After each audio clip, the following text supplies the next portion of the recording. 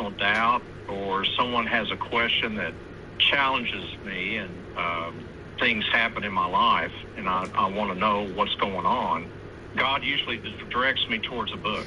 And I was really thought of this, looking at this hiddenness of God aspect, and the academic gentleman, don't remember his name, very long last name with an S, that came up with this argument and published it, and everyone made a big deal out of it, and it seemed to really bother people. And it was being used, of course, by Matt and others, and hi, Matt, and right. The reason why, God's not being much of a God. And so I ran across this book by Richard Elliott Freeman called The Hidden Face of God. It used to be entitled The Disappearance of God, because when the Hebrew, my God, why hast thou forsaken me, is stated, it's actually saying, why did you disappear? You were here a moment ago. Now you're not with me when I need you the most, kind of a deal. That was the implication of the whole thing. So, but the way that I look at all this is that sometimes, like Elijah was prepared for Jezebel to be pursuing him and come after him, everything, he wanted to hear from God, and he got a still small voice. But that's a Hebrew idiom that the wind just blew by. God didn't speak to him. God wasn't in the still small voice. He didn't get reassurance from God. And the reason he didn't and was left alone is because God had already prepared him at the sacrifice that he just did miraculously, calling down fire that licked up everything at the altar and melted everything at the altar, even after it was doused with water. So he had that miracle as his foundation to face Jezebel, who he was terrified of, and ran away and hid himself from. Kenny, I don't understand. Yeah, I don't understand how this settles the issue of God's hiddenness. You can talk about what... No, hang on. You can talk about what you think God did for Elijah. I don't have any evidence that there is a God. I don't have any evidence that the story about Elijah is true, or that Elijah ever experienced a witness or a miracle or any of those things. But you're reading all of the book and just taking it at face value. So for you, divine hiddenness isn't a big deal. Just like for you, I would imagine that original sin and things aren't a big deal, in the sense of a problem for human beings. So what I'm wondering is this. My argument, when we're talking about this, when we look at Schellenberg's original argument, that's the name you're thinking of for divine hiddenness. Thank you very much. Yeah, I had to, sorry, my blood glucose just went through the ceiling, and so I wanted to check it real quick. No, I'm absolutely fine. It beeps on my monitor. So the issue of God's hiddenness has nothing to do with an individual who was prepared otherwise. It is God's hiddenness from everyone and everything all the time. Why isn't God, why did you have to call in, Kenny? Why can't God call in? And you said early in the call that when you have issues, God seems to direct you to a book. I would love for you to explain how you know that God has directed you to anything, let alone a book. Well, because it's the right book when he directs me to one. How do you know he directed you to it? The fact that you found a book and it was right doesn't mean that a God directed you to anything. That's what you have to prove. If you're going to say God directs you to a book, you have to show us how you know that he did it. Well, I'm well aware of the hiddenness of God issue being as universal as you're talking about. My point that I was about to conclude with, before you ask your question, is simply that it's God hides himself purposely, and it's in the Bible, and there's reasons why he does it. And so it's not a big mystery that he hides himself. It's how he works. So what you're saying, Kenny, is you're not going to answer my question. That's what you're saying. No, I'll answer your question. Okay. 4 questions. Okay, you had one question. Let's see, what was it? How do you Why know doesn't God show up? How did you know that it's God that directed you to a book? Right. Okay, let's answer that one. Because I asked God, I need a book because I don't know. And this started in OBU, our high school chess champion. I couldn't answer on his Christianity. And Kenny, so God showed me a book. Kenny. Went on, I got No, books, Kenny. and I answered them all and got I'm saved. sorry, Kenny, but the Kenny, fact that you stop. said, Kenny, the fact that you said God direct me to a book, and you found a book, doesn't mean that God directed you to a book any more than you said, God, take away my headache, means that God cured you of your headache. And so it doesn't matter how the circumstance turned out when the purpose of getting the book was to save. Correct. You have to show that God, Kenny, you have to show that God did. If you prayed for God to take away your headache and your headache went away, do you think it's reasonable to conclude that God took away your headache? Not necessarily, no. Correct. And the same thing must be true for you asking for a book, right? If it happens every time I have a headache. Okay, Kenny. Okay, then this is easy. No. Everybody stop. This is easy. Kenny, listen to me. I want you to go ask God to point you to a book with a specific message that will change my mind. And call me back when God points you to that book. And don't call me back until that happens. Kenny, can I ask you something? No, because Kenny's gone. Oh, shit. I don't I mean, the hit, just so frustrating. Yeah, those are frustrating. We hit the 6 o'clock hour. And one of the nice things is that Kenny recognized that, hey, I prayed and my headache went away. That doesn't mean God did it. But Kenny is convinced that, hey, every time I ask God for a book, God gives me a book, or he finds just the right book. Well, it's interesting to me that God can give Kenny a book to read, but he can't save a young girl who's being raped and tortured when she cries out to God, and God remains hidden to her. But God's going to give Kenny a book he's looking for. Fuck me. That's why we didn't continue.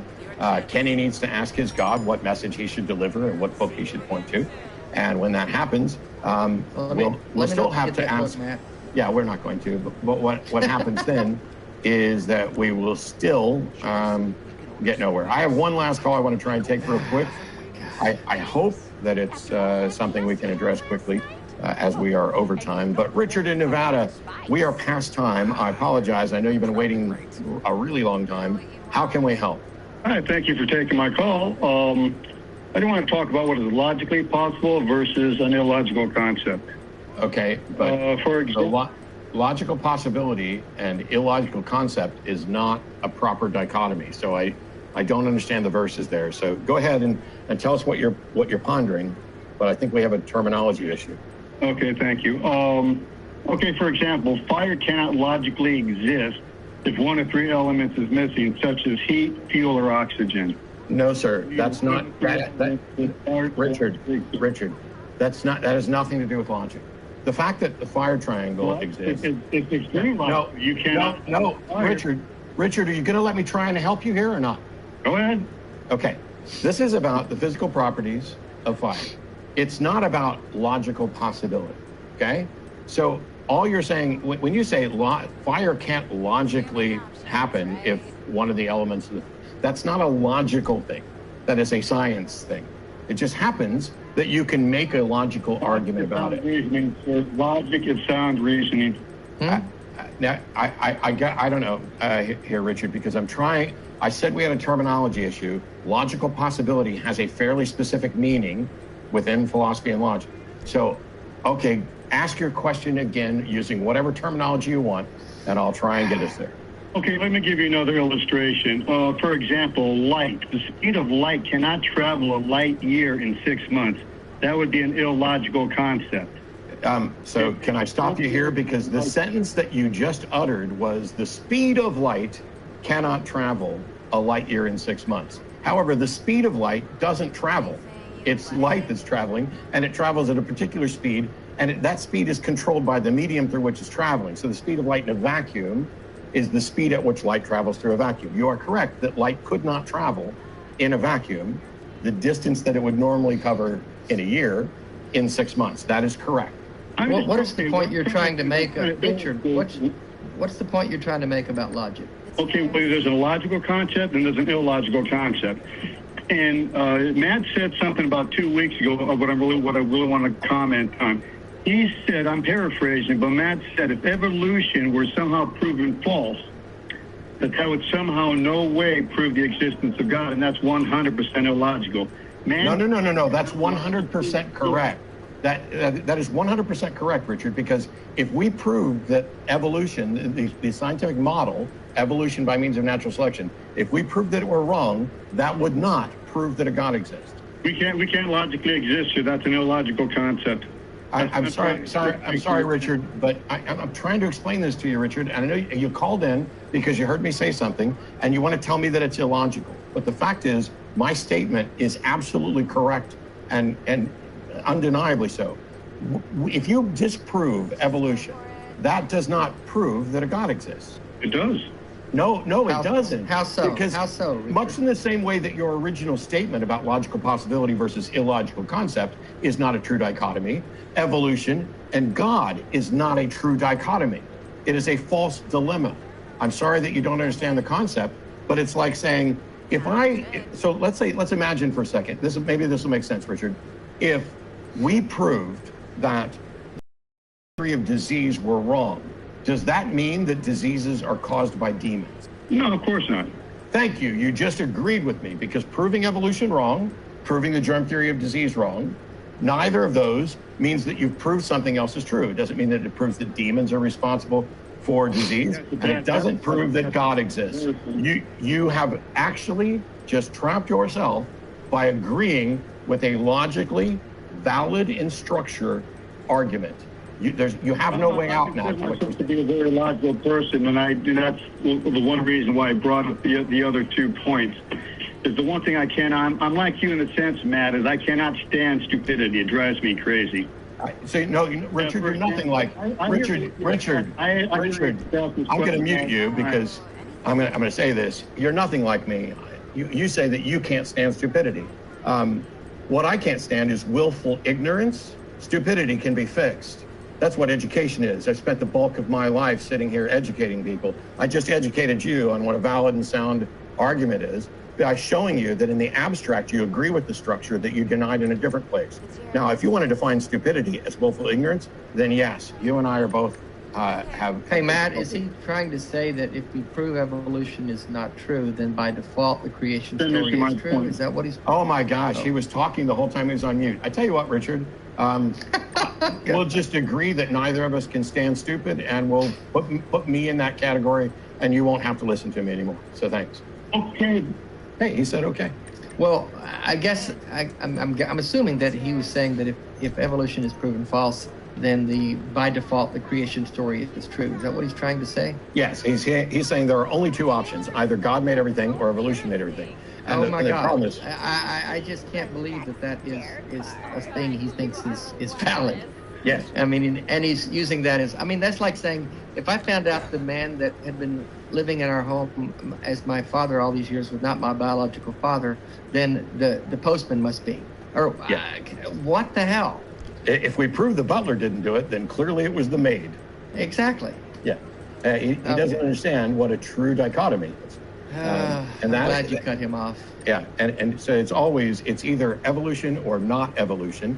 And out here with all the things that are not evolution, one of the potentials is God, but also it's possible for evolution to be true and for some God to exist that used or worked through evolution as well. So he's wrong. Like, there's this really great concept that everyone should know about, and it's called fractal wrongness. And that means your idea is wrong at every conceivable resolution. Like zooming in on a Mandelbrot set, every time you look at what he says, he's wrong.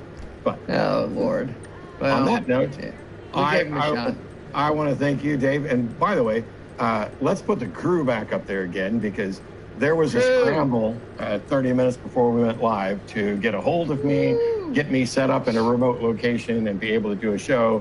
There's the people that make this show happen. Dave, it was a pleasure today. I'm going to get back to enjoying my vacation, but let me remind everybody out there that we are not yet out of a global pandemic. While the rules, the guidelines from the various health organizations, including the CDC, are changing, we need everybody to do their part.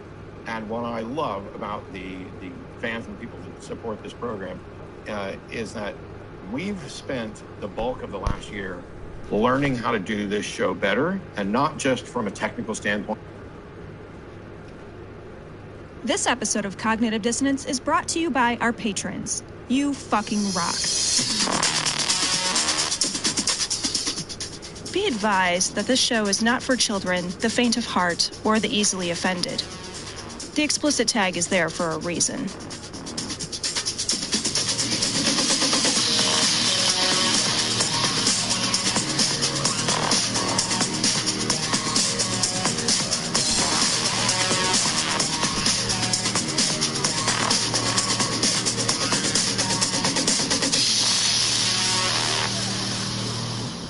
Recording live from Glory Hole Studios in Chicago and beyond. This is Cognitive Dissonance. Every episode we blast anyone who gets in our way. We bring critical thinking, skepticism, and irreverence to any topic that makes the news, makes it big, or makes us mad. It's skeptical, it's political, and there is no welcome mat. This is episode 579 of Cognitive Dissonance. And Cecil, yeah, kind of interesting. Today, Biden proposed his new budget, $6 trillion budget. And it is an unbelievably ambitious budget. I was reading a Times article about this just this afternoon and taking a look at some of the proposed items that are a part of this $6 trillion budget. And, it's not going to hit everybody's wish list. Let me put that out there. It's not going to solve every problem. It is not a, progressive panacea by any stretch of the imagination. But I will say I've become so incredibly jaded to the notion of progress over the course of the last 16 years. Me too, man. That I have often thought, if over the course of 8 years, you get one big thing done, that's a good term. If you don't do anything objectively evil and you accomplish in an 8-year term one big decent thing, then I think I have historically counted that as a success. And really it goes back, I was thinking about this, it goes back to W.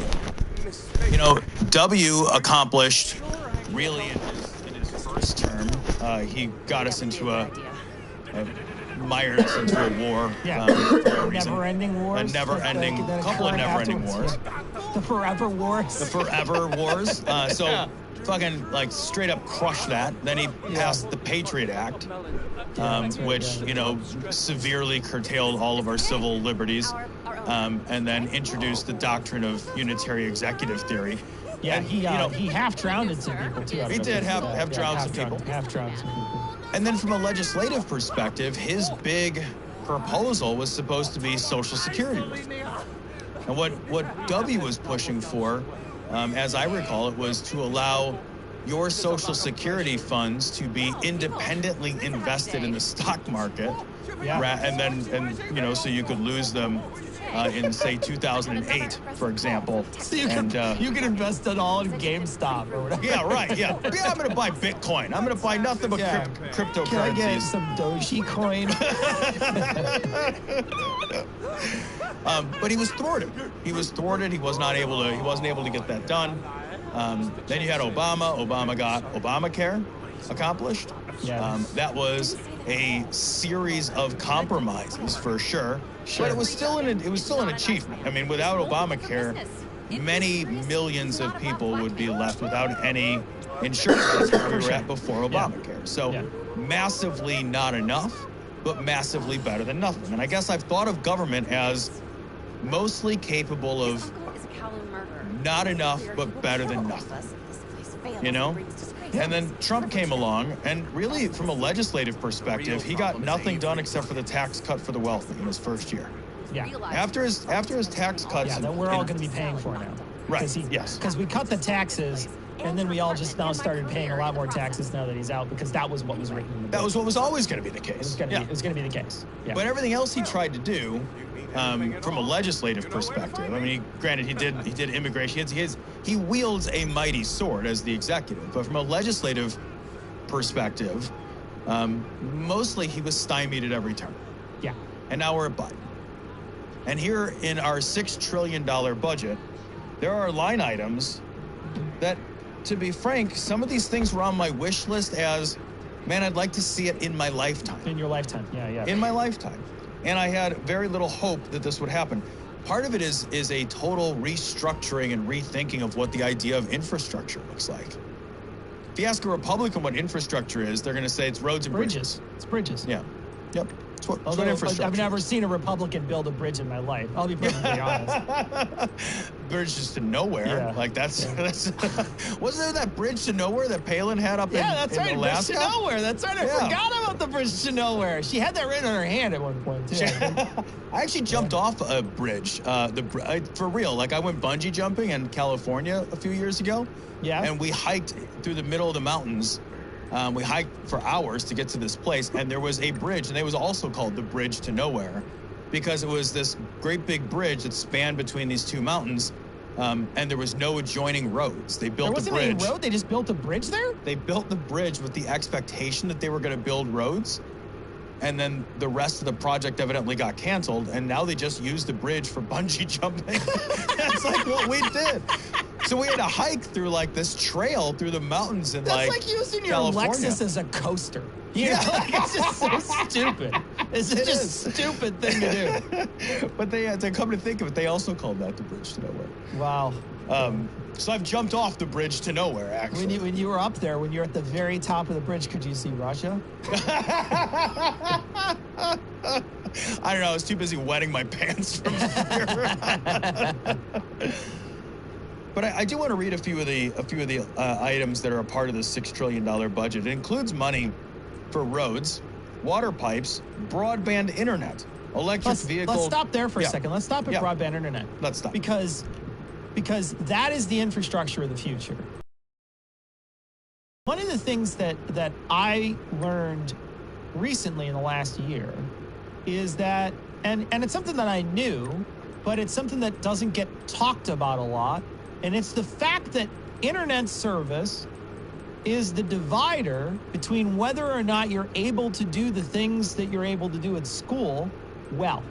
And Chicago's a perfect example of that. I have a friend who's a Chicago public school teacher who would have very difficult times because some students just did not have the same level of internet that other students had. Yeah. And that's a divider that was, and especially now, in a possible world where we could have COVID flare-ups and work from home flare-ups in the future, which is something that we've proven that we can do now, right? So future pandemics could put us in a place where students are back at home.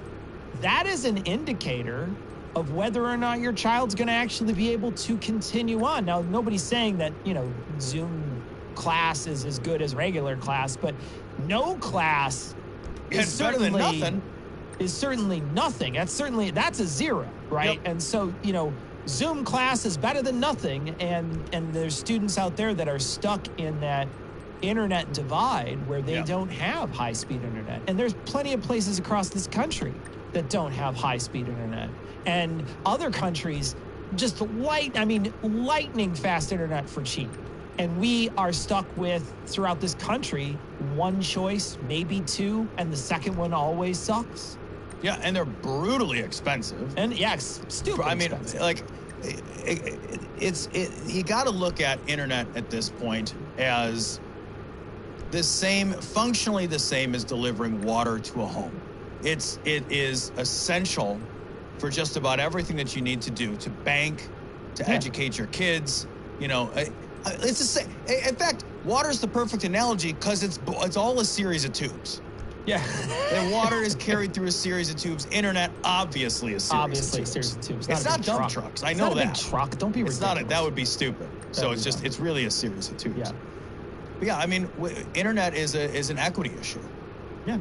For you and I, Cecil, like we get to just buy internet, and then the internet's on my phone. The internet, I am covered in internetings all the time, but that's resource driven. Yeah. And that's also a function of like where our homes are located. We are able to locate our homes. You wouldn't buy a new house if it didn't have internet, if it didn't have good internet. If you personally found your dream home, but it happened to be in a place where the only thing you could do was like that satellite internet that fucking has 1 kilobit an hour download or something, you would never do it. I would never do that. You would say, no, I'm not going to do that. No. I'm not going to. I wouldn't. I don't care if this house is full of, Hostess cream pies or whatever. Okay, wait. Now we changed a little bit. We've changed the calculus. Okay. So this includes money for roads, water pipes, broadband internet, electric vehicle charging stations. And I read that, and at first I was like, but then I thought, like, what are you adding for? If we're going to make this transition, someone's got to fucking support that. And the fucking oil and gas companies have had decades and decades and decades of massive fucking subsidies to stay afloat, to run their pipelines, to build their fucking infrastructure so we can drive our cars and heat our homes. If we're going to switch to electric vehicles, and I think the car manufacturers are making a really strong, good faith effort to push more electric vehicles into the marketplace. Almost every major manufacturer has announced that they're switching to an electric or all electric fleet in the very near future. But none of that does us any fucking good if we don't invest in the infrastructure to charge those fuckers. If the only place I can charge it is at my house, then I gotta go fucking halfway out and halfway back. That's exactly it. Like, you're a boomerang at that point. You don't have any other option.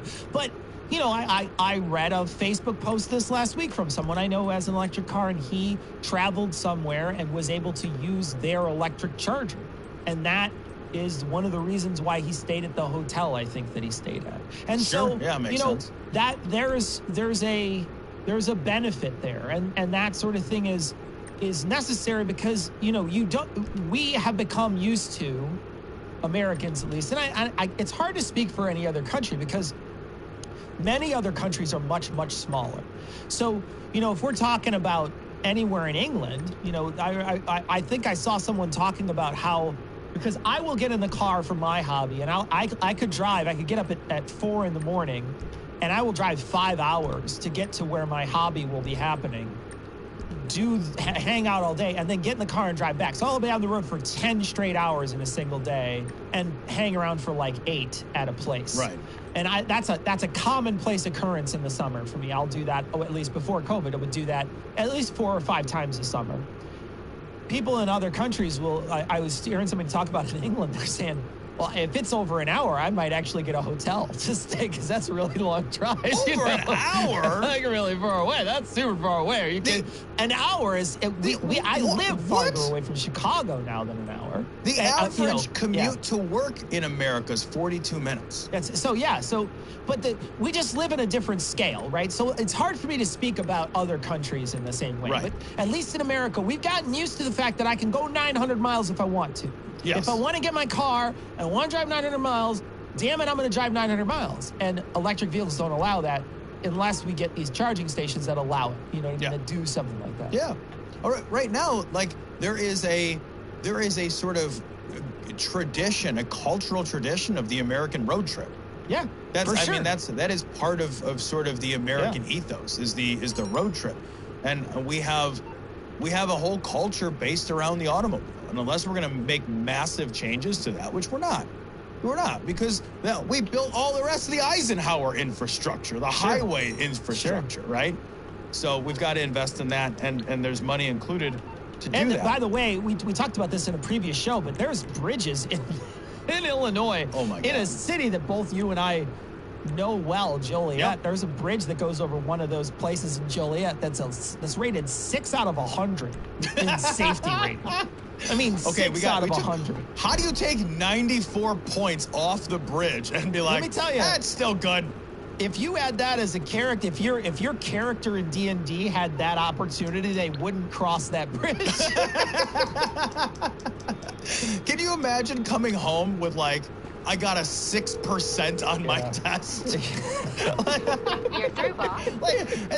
That's the name and date across the top. Exactly. That's what you got on. Yeah, right, exactly. Holy shit. It's the worst. But that's common throughout the United States. There's plenty of terrible infrastructure throughout the United States because we haven't fixed it in forever. Did you see the bridge that got shut down because it had a massive crack the other day in the bridge and the inspector missed it? Did you see this? No. Oh, I gotta show this to you. Hang on, this is fucking amazing. Holy shit, dude. That is a bridge. It is a massive bridge on I-40 connecting Memphis to Arkansas. It's a fucking shit. giant, like, double arches, massive goddamn bridge, and it's just got a huge fucking crack in the steel. It goes all the way through. Like, if you had a break in your leg this severe, they would cut your leg off like it was the Civil War. Yeah, no, I mean, absolutely. Yeah. Holy shit. Holy shit, right? I can't even stare at that and not get sweaty palms thinking about That's that. terrifying. It's absolutely terrifying. So we're investing in that physical infrastructure, but we're also reimagining what infrastructure is. One of the other line items on there was investing in advanced manufacturing processes, which is also infrastructure. And that's not infrastructure, not just in the manufacturing processes themselves, Cecil, but that is looking at the job opportunities that are created jobs here and making those. It's jobs infrastructure. Yeah. But some of the other items on here go a little further. It envisions funding for affordable childcare, universal pre-K, and a national paid leave program. Man, those are wish list items that are, in my mind, as big or bigger than anything we've seen done in the last 20 years. Universal pre-K is such a game changer. Such a game changer. We talked about this on the last show, but as much as it is about the kids, it's about creating and then maintaining gender equity in the workforce. And we don't have that now. And we're not going to have that until we invest in allowing women and men to go to work that have kids. 86% of women will have children. So almost all women have children, and they need to be able to go back into the workforce and not pay, what was it, like 30% of your household income? Yeah. In order to do it? Because then how much more money do you have to make in order to make it worthwhile? And that's what keeps a tremendous number of people out of the workforce. And the 12 weeks of paid leave, 12 weeks of paid family and medical leave, they could get up to $4,000 a month while they're off, with at least 2/3 of their average weekly wages replaced. How awesome is that? There's a huge number of full-time jobs in America that don't have any vacation or any sick time at all. There is no guarantee. The thing is that, like, here in the States, any time off, be it sick or vacation, is given to you at the discretion of your employer. So your employer doesn't have to give you any paid time off at all, regardless of your full-time or part-time status. That they I've do got it 2 degrees, as a both in benefit finance and incentive. Right, to try to get workers. So there are a lot of people, like, fucking working in a poultry factory right now that are very much full-time. They don't get a day's off. They don't get a day paid off. Not a single day. Nothing. And it's absolutely insane that we don't have paid family medical leave. We have no paid family medical leave.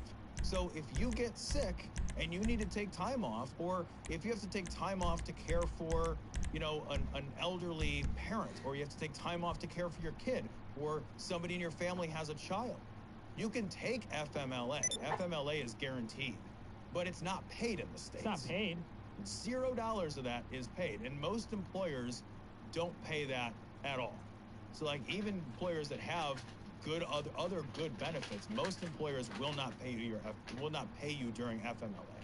They'll let you, like, use your disability insurance if you happen to have short-term disability.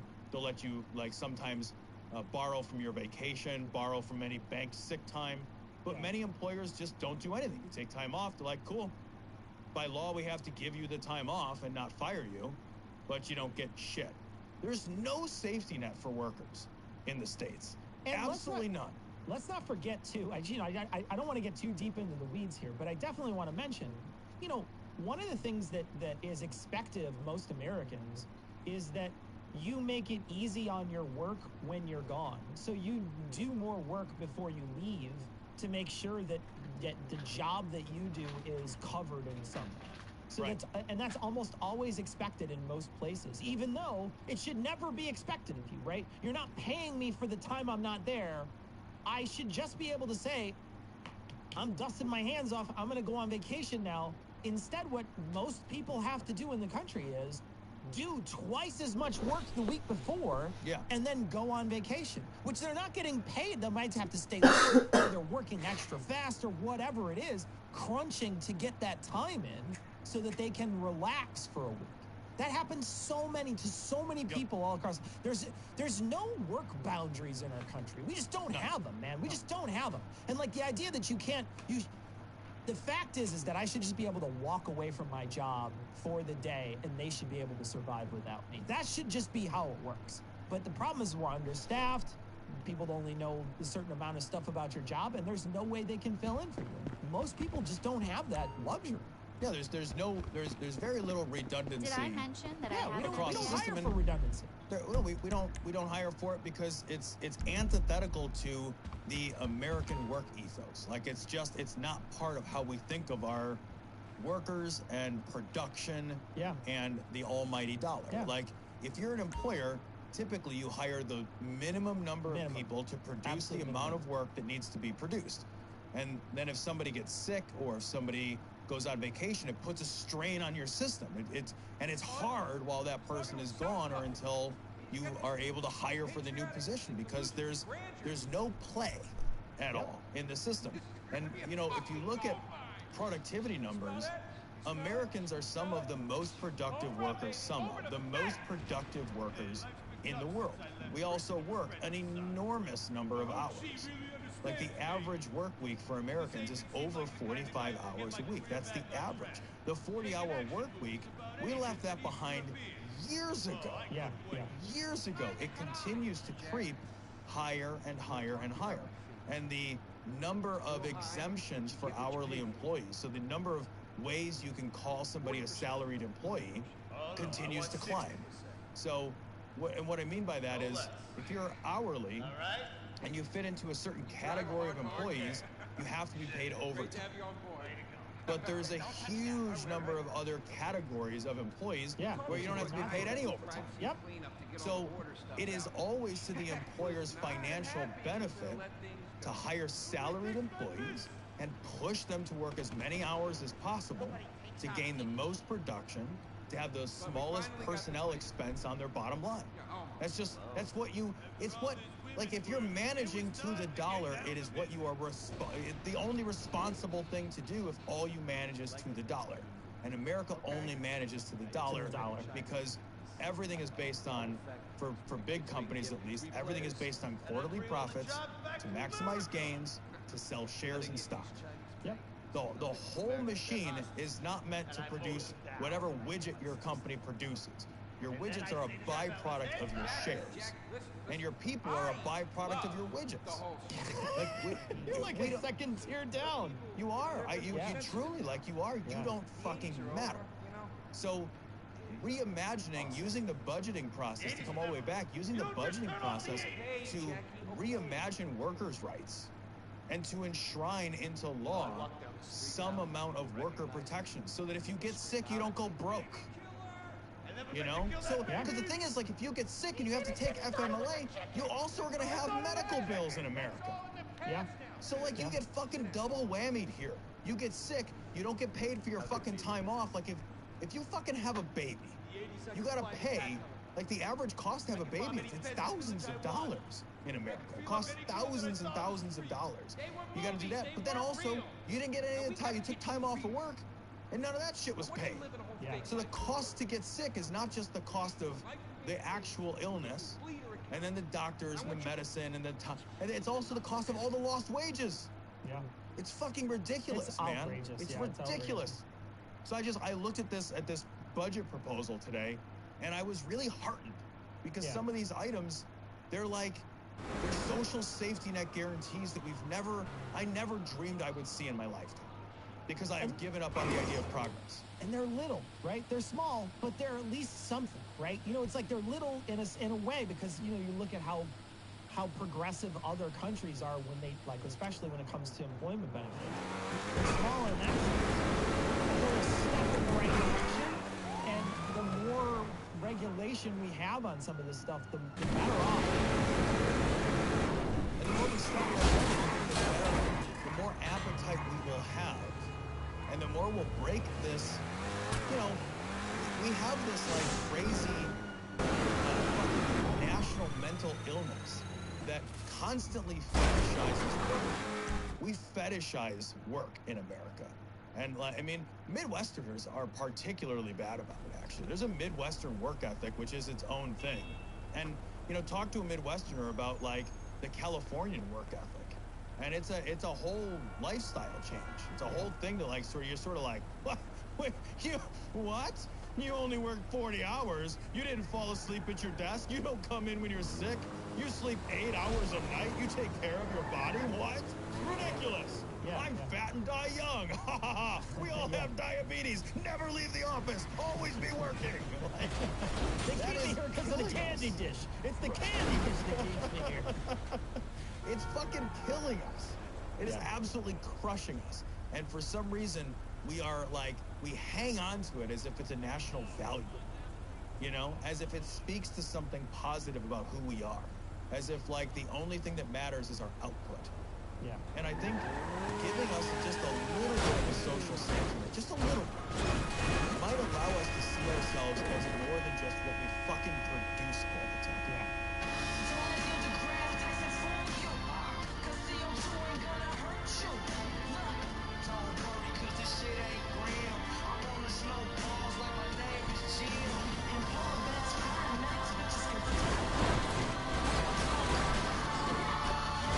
This story comes from Crooks and Liars. Rand Paul is now a COVID death toll denier. So now it's not enough, Cecil, to just deny that COVID existed, and then deny that masks work, and then deny that vaccines are the only effective way to thwart a virus-based pandemic. But now we're just going to say, you know what? The guys that are counting the number of dead are alive. Everything you can count or look at or see to a Republican is a lie. How many people were at my inauguration? Well, I can count them. You're lying! Yeah, man. Yeah. How many votes did we get? Well, this many votes. You're lying! How many people died? Well, this many people. You're lying! Do they not believe in counting? And it turns out they're even wrong in the wrong direction. Because there's studies coming out now that are saying that it's a lot more, and it makes sense that it's a lot more, right? It makes sense that it's more than the 600,000 that they actually counted. It makes sense. For the same reason that it makes sense that, you know, we weren't able to actually accurately pinpoint all the pieces, the way in which somebody died. But if it's a contributing factor, it should have been counted.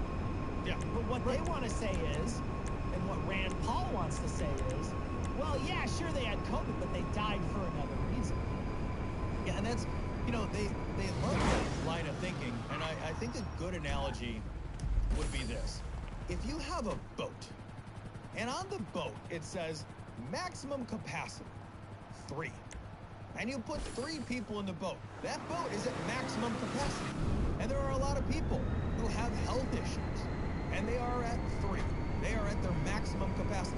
The boat, though, is not sinking, right? They have diabetes, but it's under control. They are, you know, overweight, but it's under control. But, you know, the boat is at capacity. And then you take a 4th guy, and he runs off the dock, and he jumps into the boat, and the boat sinks. Who was to blame for sinking the boat? If you ask you and I, Cecil, it's the 4th guy. It's COVID, right? Because without that 4th guy jumping in the fucking boat, the boat wouldn't have sunk. Max capacity 3. How many people in the boat? 3.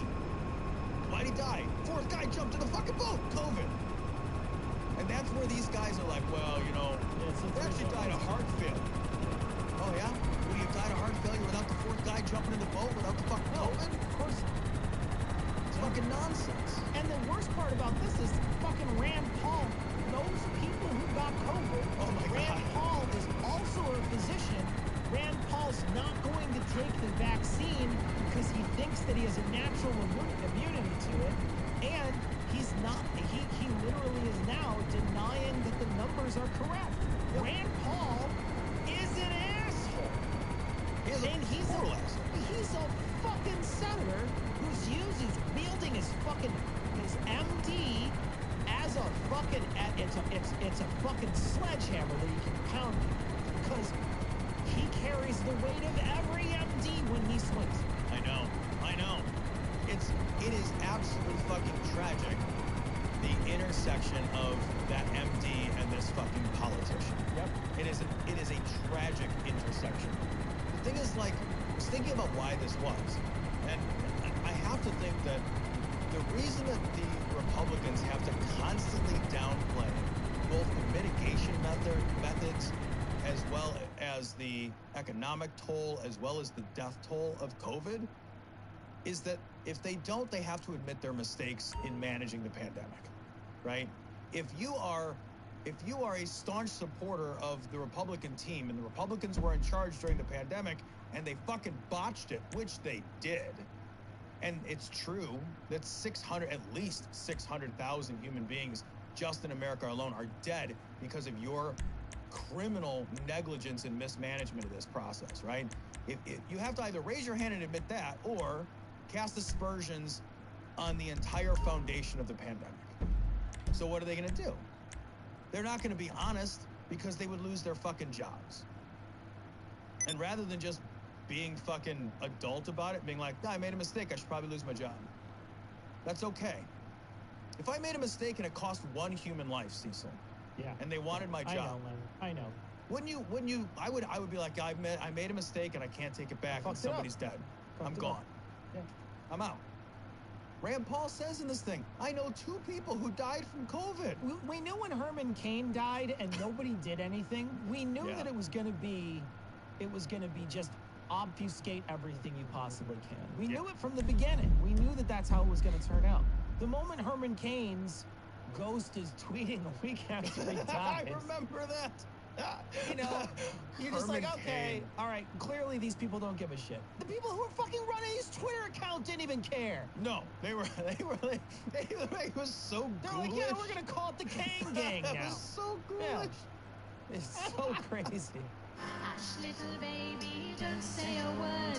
Daddy's going to cure you with good wishes and herbs. And if those good wishes do you wrong, you won't have to worry, because you won't last long. So this story comes from the Daily Mail. And when I looked at this, I was like, holy shit, I agree with Saudi Arabia. I know, right? I know. I've never...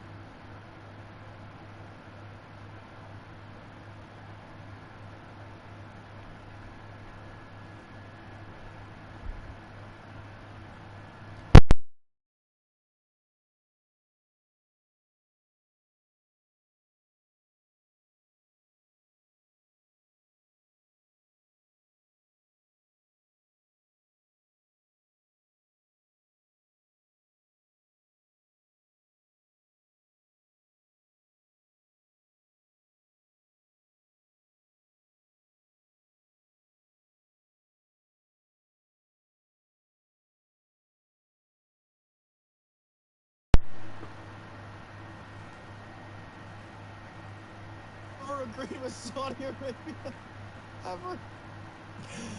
Daily Mail, Saudi Arabia launches crackdown on anti-vaxxers, with anyone refusing COVID jabs banned from pilgrimages and overseas travel in order not to access universities, malls, and offices.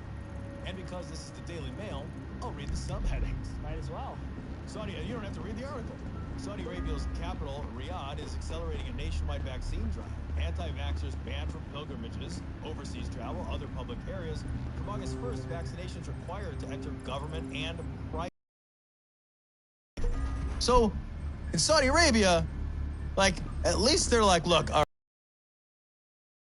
authoritarian, despotic control. It's crazy to me, too, because don't the Republicans love authoritarianism? Like, why wouldn't they love it if the government said take your fucking vaccine? Like, why wouldn't they be all about it? They're I mean, you know they would if it was Trump, though. You know, like they love certain autocrats, that's for sure. And they certainly like certain rulings from the autocrats. Yeah, absolutely. Yeah. I will say this though: all you have to do is look at India and their absolute fucking cock up that they made when they allowed all those people to come for that one pilgrimage for the Hindu pilgrimage that they have there, where they had all those people bathing and they had all no masks and they were. I mean, all you have to do is look at that and say, no, we can't do that. And it makes sense. It makes a world of sense that they're going to do something like that. That they're going to put something like that in. And you know, like the idea that something like this is draconian is stupid, though, because the argument is, and I saw this on Facebook this week. Hilariously, I just moved from Chicago and I moved to another suburb, and I joined the suburbs Facebook group on suggestion of Eli's suggestion, because I was looking for a new cat sitter. So I'm looking for a new cat sitter. I decided to. I was lamenting to him, and he said, "You should join your local area and just type in your local area Facebook group. Be like, hey, I'm looking for a cat sitter." I said, that's a great idea. Maybe somebody will pop in. I posted something, nobody responded, but I did get in my Facebook feed this fucking lady who is, it's like a TikTok of this lady who's basically saying, I can't believe all you my body, my choice people won't want me to wear a mask and want me to get a jab in my arm, and you'll my cold dead hands. And it was called like MAGA Revolution was the place that retweeted it or something like that. And so I commented, I was like, what the fuck kind of hillbilly bullshit is this? Where the fuck am I? I was like, what the fuck just happened? I said, how big is your belt buckle? Is what I asked the guy. I was just like, what the fuck is going on? And then he came back and we fought a little bit. I was just making fun of him the whole time. I was like, you're a fucking idiot.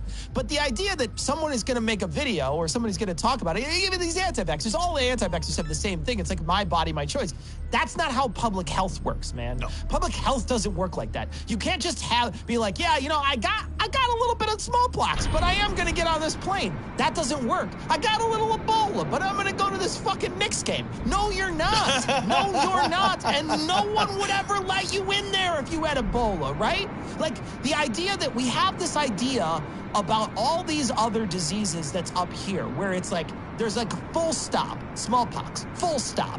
You wouldn't let anybody near you with that. Same thing with Ebola, you have full stop. But people still die from other stuff. And the idea that you have this my body, my choice. One, you never respected that in all the rest of history. So let's just throw that out, because you never respected that anyway. You're only saying it now because you think you're catching someone in some sort of logical trap. I'm using my facts and logic to destroy you. No, it's your fucking metaphor's stupid, because it's not your choice when it comes to public health. You don't have a choice. The only way we're ever going to be able to have the same world that we had, or a similar world that we had, is if we get vaccinated and if we have precautions that make it so we don't catch this thing. That's the only way it's going to work, because otherwise you're just going to have super spreaders. You're going to have small pockets of people spinning this thing around. That's why we still have measles, folks. Yep. Yeah, Cecil, I don't know what the alternative solution they present is, right? What is your out then? Okay, so if it's sort of like that, the categorical imperative, right? Like, okay, so if everybody behaved like you, how would this end? How would this end? It wouldn't end. It would never end. There's no way out of this other than the vaccine. And you cannot be a moral person if you are unwilling to engage in the same activities that are required, that if everybody else writ your same activities larger, would it crumble society or advance society? You're absolutely right. It's fucking simple shit. You're absolutely right. What they want is they want to not do anything, and they want to ride on your coattails, and they want to ride on my coattails. Fuck that noise, man. Fuck that noise. Get in line, get a shot. It's not even a big deal. It's a fucking miracle. Get your miracle shot. It's a modern miracle. Someone is showing up and squirting you with miracle juice. Are you kidding me? Why don't you want a miracle? Dude, did you see there was like, I didn't see the thing, but I read about it. This guy on a TikTok was literally in tears begging his daughter to take $2,000 to not get injected with the COVID vaccine. Oh my God. And he's bawling, saying, you're going to be dead in 6 months. It's an experimental vaccine. You're going to be dead in 6 months. And you're just it's not even experimental anymore. Right. It's like the Pfizer vaccine is out of the experimental authorization stage. It's a fully authorized vaccine. Oh, is it now a full-on? Yes. It was fully authorized? Yeah. It's not... I fucking hate these people so much. Well, and that's the thing is, like, I wound up running into an anti-vaxxer recently who that's what they wanted to argue about, was that it's experimental use. You can't make people get it. Yeah, you want to pause and be like, okay, tell me what that means in real terms. What does experimental use mean? Tell me what that means to you, because they don't have an answer. Right. They don't have an answer. Their answer is, oh, well, it's just, they don't know what happens. Like they ran the same trials they would have done otherwise. They just moved a little quicker than they did before. That's it. They moved a little quicker. I will say though, Cecil, part of this is the fault, and a lot of this comes back to this problem. We are using bad nomenclature, right? Yeah. We do this a lot in public health. We do this a lot in science communication. We are using bad nomenclature. We are communicating poorly. We are using words that have a colloquial meaning in a non-colloquial sense. Yep. And that allows for this kind of bullshit confusion to take place. Yep. And that is a real fucking problem. And I don't know when fucking scientists are going to stop doing that. Like, they need to never do that again. They need to never, ever, ever do that again. The mix-up of colloquial terms like theory and experimental, like those are words that have a colloquial value. I don't care if they came first, by the way, in the scientific realm and have then since then been used, then you have to change. Yeah. Because words change, they shift. You don't get to own the original terminology. That's dumb. The things we do should be pragmatic. Everything we do in science should be aimed at results, including the terms that we use. And we need to communicate better. I feel like science, especially the science organizations in the United States, just feel like they just need one or two good marketers. Yes. They just need like one or two. They don't need a lot. They just need a human being who can look at them and say, look, Igor, put your fucking pocket protector in. We're going to talk to these people like they need to be talked to. And how they need to be talked to is they need to be reassured, and they need to not be given any weasel words that they can then wedge themselves into and hold on to for dear life. We will do none of those things. What we're going to do is say, this is a vaccine. It went through all the same things that a normal vaccine does. It just got, you don't even want to use the word fast-tracked. It just got pushed to the front of the line. That's all. That's all that happened. But talk about like what we did is we were able to remove a lot of the bureaucratic red tape involved in the vaccine approval process to move this safely through the normal channels that a vaccine is required to pass through in order to get it into arms right now. Yeah, there's a billion ways to say it better than how they did. Stop calling it warp speed, asshole. That makes it sound quick. That lends people to be like, ooh, fucking warp speed. Like you rushed it. You're gonna rush this medicine. Like, stop doing that stuff. I hope that one of the biggest lessons we've learned from this pandemic, I hope we sit back when this is ending, because it's never going to be over. I hope we sit back when this is ending and we really spend some time thinking about the role of communication to the public. Getting scientists to stand at a podium who are right 100% of the time, but who are using terms and terminologies and phrasings which feel colloquially different to the listener than the scientist intends them. That has no value. That has an opposite value to what you intend. It's confusing. Yeah. We need to really fix that problem. And I think maybe scientists just shouldn't be the same people that communicate science. Yeah. I don't think that's a problem. I think, you got to have somebody in there who talks like a human being. Yeah. That's how regular companies do things. Yeah. Like if you work at like a regular company, your sales rep isn't the guy making the fucking widgets. Like he's like, yeah, I fucking read a fact sheet about it. I really understand how these things work. But I'm not the guy who fucking invented the widget. Like He's not those the guys, engineer or whatever. Yeah, right. Yeah. Light up an entire genre of music. The banjos are strumming and the drums are a-banging. Let's get the boys together and have ourselves a hanging. Oh, damn. Now I see it. Now I see it. This story comes from thehill.com. Auschwitz Memorial calls green Holocaust comments a sad symptom of moral and intellectual decline. So here is the tweet from horrible, horrible monster of a human being, Marjorie Taylor Greene. This is what she said in her tweet. Vaccinated employees get a vaccination logo, just like the Nazis forced Jewish people to wear a gold star. Oh. Vaccine passports and mask mandates create discrimination against unvaxxed people who trust their immune system to a virus that is 99% survivable. Okay. All right. Yeah.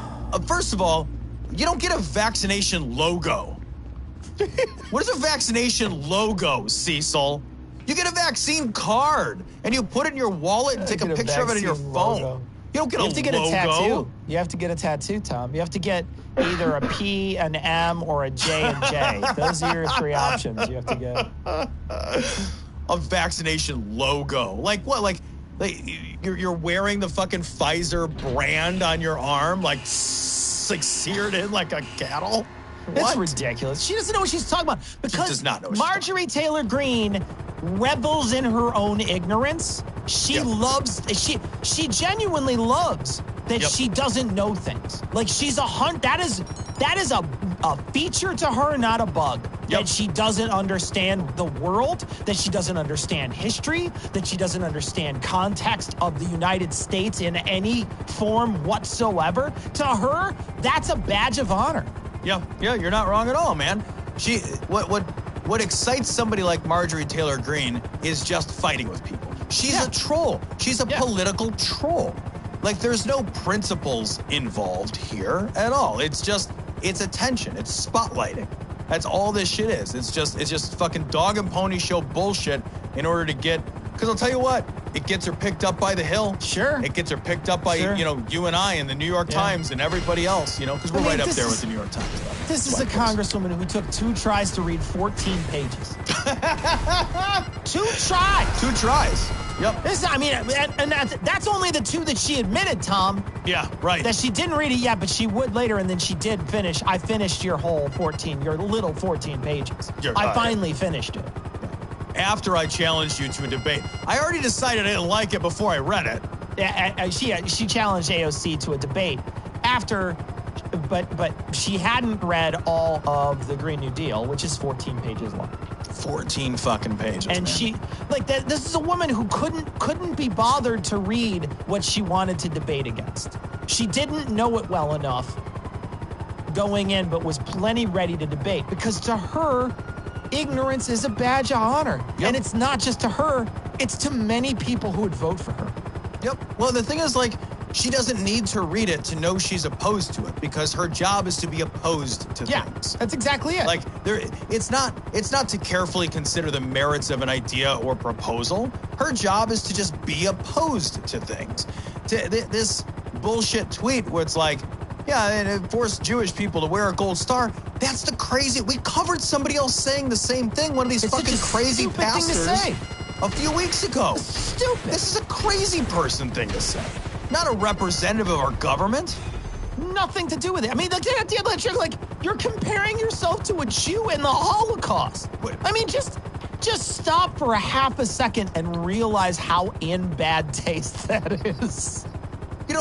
As a general rule, you should never do that. Never. You're never. The only time that you are like a Jew in the Holocaust is if you happened to be a Jew during the Holocaust. There's really only one time. That's it. That's it. There are lots of other experiences that people have throughout time and history, and some of them are terrible, quite terrible, but claim that as your own. Yeah. At no time does anyone need to lay claim to the trials and tribulations of the Jews of the Holocaust in order to make their point. There's never been have you ever heard a comparison where like, that is actually fairly apt. Yeah, that's fair. That is fair. Yeah, you that's got fair. me on that one. Yeah. Fair. When you had to wait for your fucking Frappuccino, your mocha cookie crumble Frappuccino for an extra 17 minutes, you were basically like a Jew in a cattle car. Yeah, you were basically on your way to Auschwitz. Yeah, it's one time I got called into work on a day that I wasn't scheduled to work, and that's essentially the same thing as the slave labor at Dachau. That's essentially the same seriously, thing. What do you hope to gain? The only thing that you're hoping to gain is to try to emotionally twist people's mind onto whether or not they should get the vaccine, right? That's all you're trying to do is emotionally change their mind, because people have strong emotions when it comes to the Holocaust. Although when it comes to Marjorie Taylor Greene, I think she's pro. I would imagine she would be pro rather than con. But the fact is that these are all emotional ploys. It's an emotional way to get you to try to reconsider the proposition at hand. The problem is that she's just so fucking stupid that you have to look at her and say there's no connection. You have no connection at all with this. There's no, it's not even the most tenuous of metaphors. It's not even close. It's not. It's really not. There's also an intentional misuse of the word discrimination in here. So it's kind of like your point before, right? Where people are like, my body, my choice. They're using propaganda, in their minds from the left, right? So by using the word discrimination, which is often the word used to cite things like racial biases against, genders, people of LGBTQ, but discriminating against people for their choices is not the same kind of discrimination. It is morally reprehensible to discriminate against people for who they are. That is not okay. It is morally advisable to discriminate against people based on what they do. We do that all the time. If somebody is a drunk driver and they, lose their license, we discriminated against them. We took away a privilege that they had before because they performed an action which rendered the public less safe. We discriminate against people based on their actions all the time. That's fine. There's nothing morally reprehensible. That's morally and socially advisable. But I think it's really intentional to use that terminology, right? Like they're being discriminated against. Because that idea or that word, that term, has been used for such a long time in association with some of the most abhorrent kinds of prejudices and biases. Sure. So it's a really intentional play on language.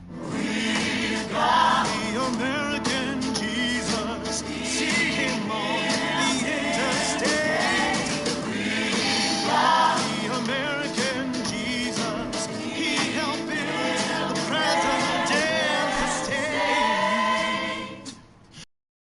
Friendly Atheist blogs over at Pathos. This is our old friend Jim Buckets Baker. Bacher. Yeah, 2 Ks in that one. And this is him doing a little creative rewriting of history, Cecil. Exactly, right? This is like if Batman were a bad guy or something, like one of those alternative universes, Jim Baker is trying to David Barton his way into a new revisionist history. Exactly, it's a revisionist history. All right, if you rewrite your own narrative, is it a revisionist autobiography? What an asshole this guy is. All right, let's listen to him. This is Jim on his show, Old People Sell You Buckets. My experience with cancel culture, they canceled me. How'd they do that, and Jim? It was a group of preachers really worked with it, but mainly it was the media. Okay. Mainly it was the police. Yeah. Mainly it was the feds, bro. Mainly it was the feds and the IRS. You didn't get canceled by the media. The media reported your arrest for fraud. The media was an innocent bystander watching it happen. They weren't involved in it. Are you a fucking fool? The media did it. Yeah, it's the media's fault. Oh, man. Stupid media ratting me out saying I'm stealing from people. Fucking media. When you steal a bunch of stuff and then you get caught, then you get canceled by the media.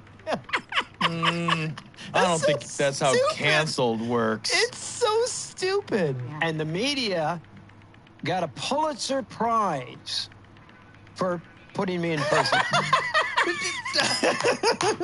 They got a Pulitzer Prize? What are they was that the bounty on you, Jim? There was one Pulitzer. You could go, and all the reporters in the fucking United States, like the Hunger Games, were running at you as fast as they could to drag you to jail so they could collect the bounty of one Pulitzer Prize.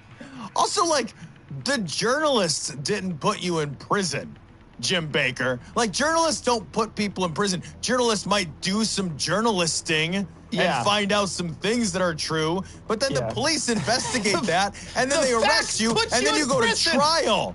It's the facts that put you in prison, dude. It's the reality that you live in that puts you in prison. It's not the fucking people who said this is the reality. Can you imagine, like, the wanted posters, just Jim Baker's stupid fucking face, like, wanted, dead or alive, Jim Baker, wanted for, make something up. Reward, 1 Pulitzer Prize. Canceled. Tunk. What I want to see is, I want to see the guy who brings him in. He takes the Pulitzer, he spins it around and puts it in a holster that the Pulitzer goes in on the side of his belt. He walks around and he's like 2 Pulitzer Sam or something. He's got 2 Pulitzers. He spins around and then puts them back, blows the smoke off 1 Pulitzer after he's done. There's just like 2 journalists, like there's like a Pulitzer Prize in the middle of a dusty street. 2 journalists roll up, each with a hand on their pen. The tense music, like, whoa, whoa, whoa, whoa, whoa.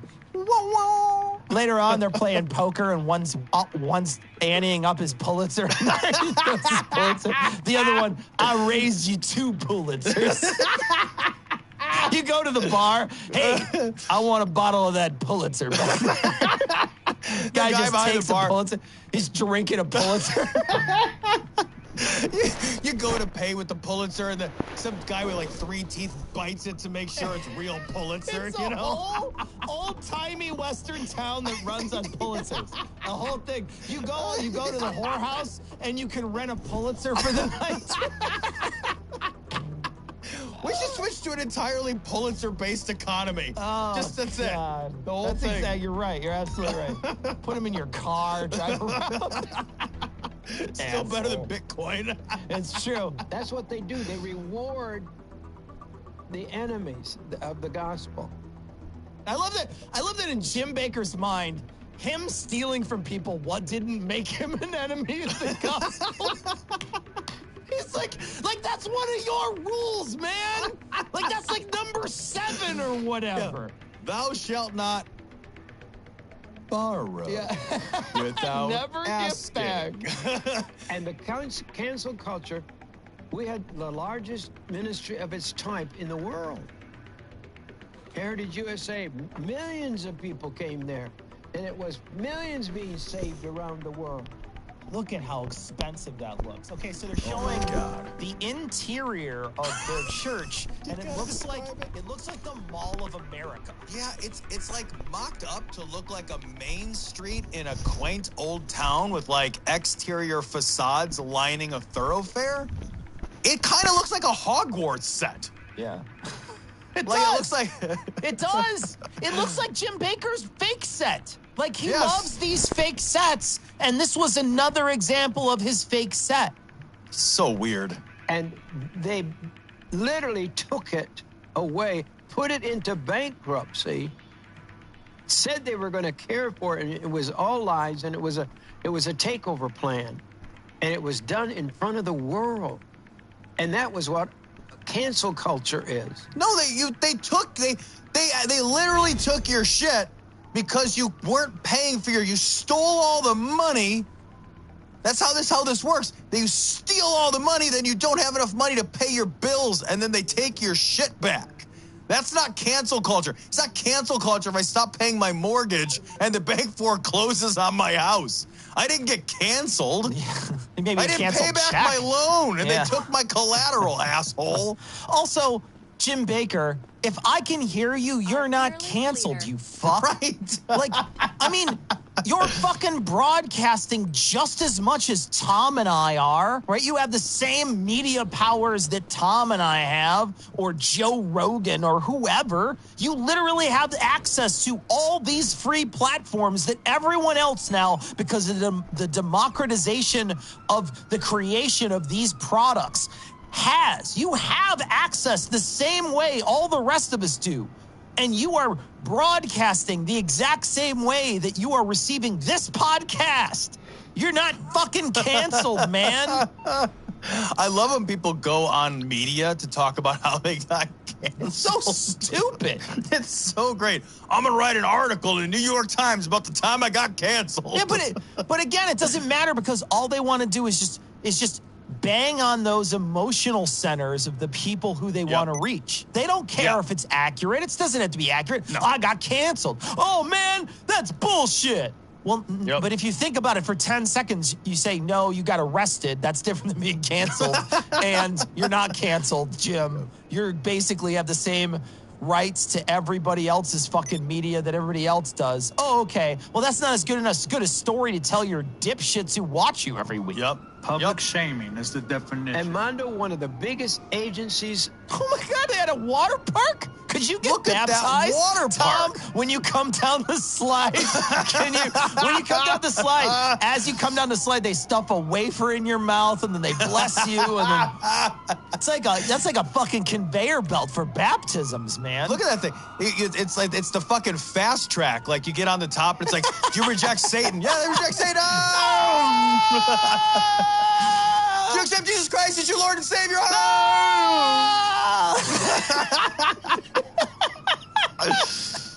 Oh my God. Oh my gosh. That looks like a great water park. I'm not gonna lie though. It looks like seriously. Fun. And if they did have a guy dressed like Jesus walk across the wave pool once in a while, that would be pretty awesome.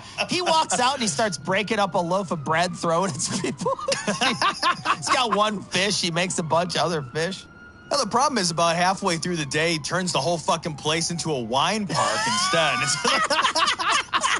Of the federal government produced video from my show video and edited it and put me in prison.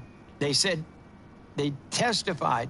Yeah, they put you in prison with edited fucking video, not fucking doctored like fucking ledgers and shit, right? Yeah, they right. They put you in because they recorded you saying something and they edited it. That's how they got you in jail. Bullshit, you fucking liar. They didn't go to jail for what he said. They caught you stealing, you asshole. That it was that video that made people believe, well, something must be wrong. They made me say things I didn't say. They just put pieces together. Thousands of pieces of my show. And so when I went into trial for the last trial. I love it. I would love to see a picture of Jim Baker being like, hello, I love Satan. And he's like moving his head around all weird, where he's clearly edited and he's being edited to say he loves Satan and he wants to, I don't know, take it in the butt from Satan. After prison, after I got out of prison, I was put on trial again. And in that, the lawyers got all that tape that the government had edited. The government did it. Just like now. This is cancel culture. It's what? Hold on. It's cancel culture. He can't even say it. He like swallowed a bug. Hold on a second. He got canceled halfway through trying to say Let's hear cancel it one more culture. time. Just like now. This is cancel culture. And they took it apart and put it back the way it was on the show. And the lies, they made me tell lies that weren't there. Listen to him. They made me tell Oh, lies. he looks like he's going to cry. Oh. The idea that Jim Baker could tell a lie, huh? That'd be strange, man. wouldn't it? Huh? Fucking Jim bucket Baker, salesman. the infidel, telling a lie. That'd be weird. Wonder what Tammy Faye thinks. You fucking telling a lie. I remember when they like tearfully stood in front of their congregation and fucking apologized. Yeah, because they stole a lot of money. Jim Baker came under investigation from the Federal Communications Commission for allegedly misusing funds raised on the air. The FCC report was finalized in 1982 and found that Jim Baker had raised $350,000 that he told viewers would go towards funding overseas missions, but was actually used to pay for part of Heritage USA. And that's the early investigation. Yeah, and then a confidential 1985 IRS report found that $1.3 million in ministry funds were used for Baker's personal benefit for 3 years, 80 to 83. You stole money, dude. Yeah. You stole money, and then he paid Jessica Hahn $279,000 after he fucked. And he kept 2 sets of books. You're a fucking liar, dude. Like, just nobody's allowed to do the things you do unless you're Trump. That's it. He's the only one that could get away with it. That's not cancel culture. That's you fucking Jessica Hahn and getting caught and tearfully screaming that you fucking, because there is a big blubbery, oh, I'm so sorry, I'm so sorry. Fuck you. You're only sorry you got caught. When you were balls deep in Jessica Hahn, you didn't give a fuck. Nope. No, when you were stealing $1.3 million for your own personal use, you didn't give a fuck. You didn't care. Like, that's not about a video somebody spliced together. You didn't go to jail for saying the wrong things. The FCC doesn't give a shit. They give a shit what you said you were going to use the money for. You said you were going to use the money stream for ministry. You used the money stream for yourself. You. Yeah, they didn't splice together a fucking mansion for you. Unbelievable. And when the courts heard this, they returned all your money, Jim? Did they return all your money? They saw the first video, but the government had edited, and then they saw the one from the original. Did they exonerate you? Yeah. Did they overturn your previous conviction? Yeah. Did they do any of that stuff? Did the Innocence Project come to to knock on your door to make you the fucking poster child for their program? Somebody get some DNA and find out it wasn't you that slept with Jessica Hahn? They voted unanimously that I wasn't guilty. Wow. Nobody knows these things, hardly. It was in the paper, the same papers that brought me down, but it was like 2 inches in the back of the paper. Nah, 2 inches in the back, that's what Lori's used to.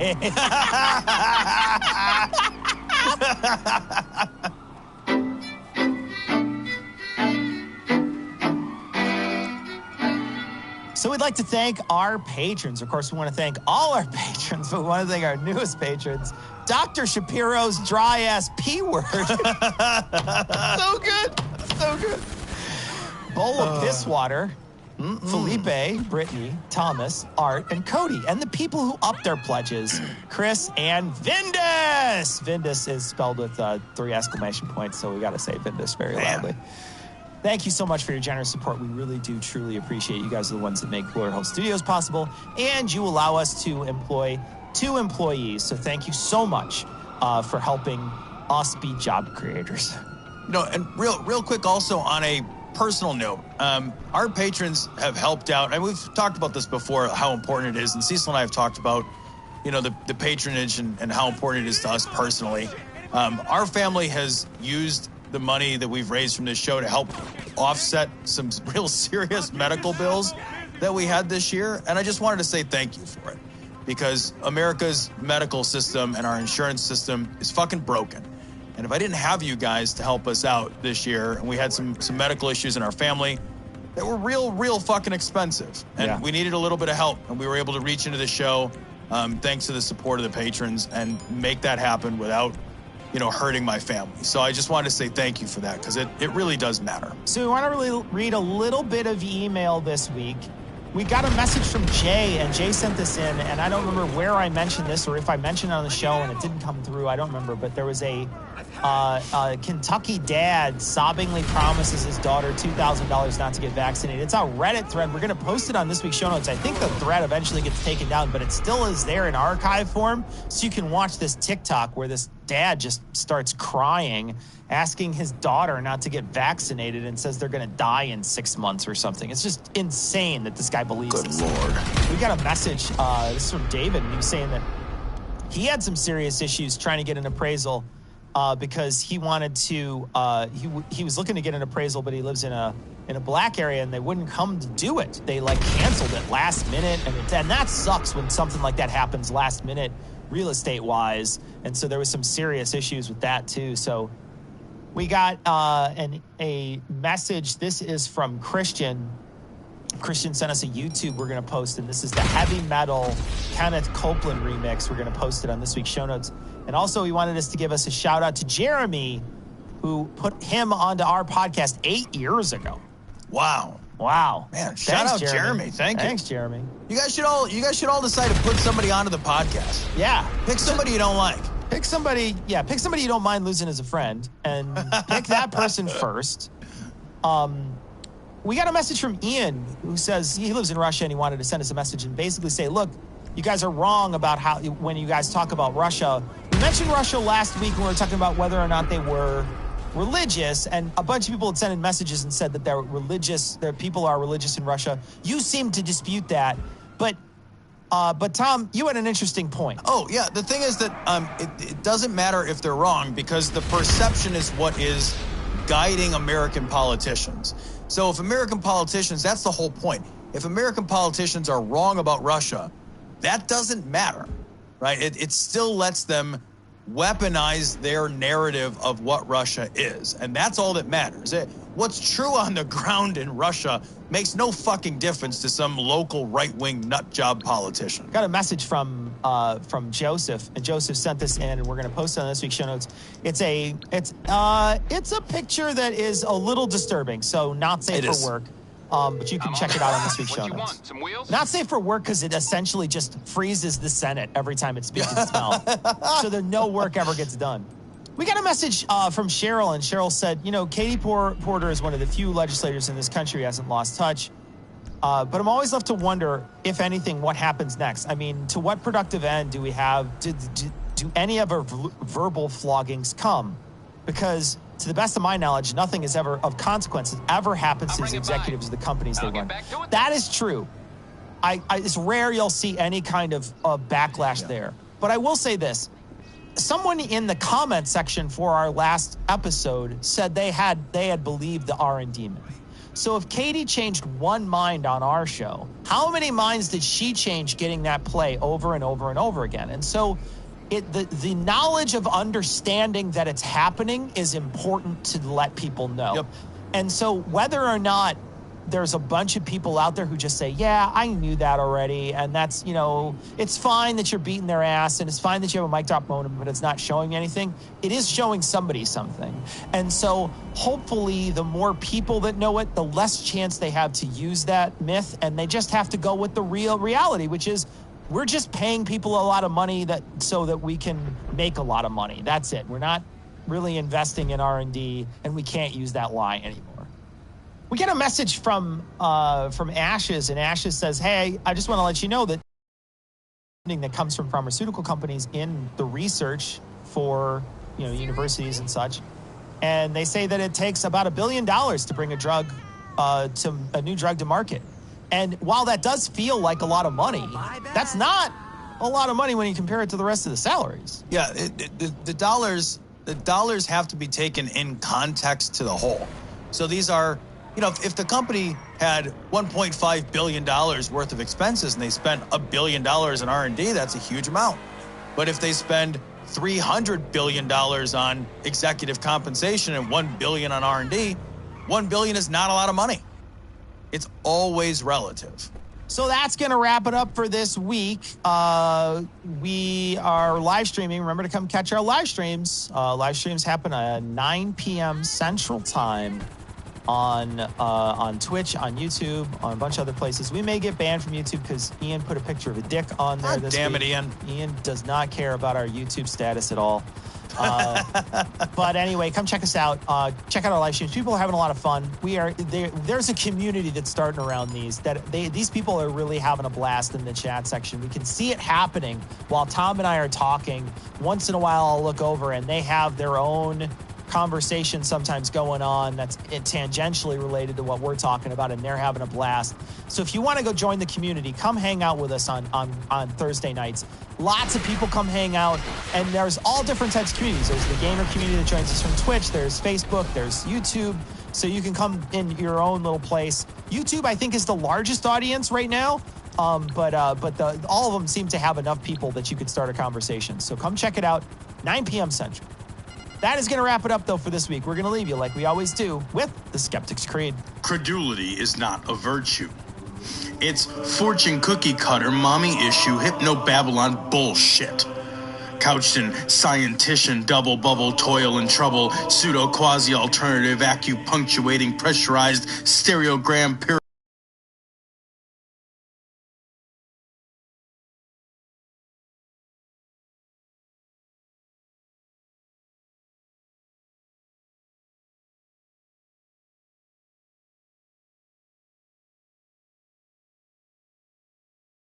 Mosques and synagogues, dragons, giant worms, Atlantis, dolphins, truthers, birthers, witches, wizards, vaccine nuts, shaman healers, evangelists, conspiracy, doublespeak, stigmata, nonsense. Expose your sides. Thrust your hands, bloody, evidential, conclusive.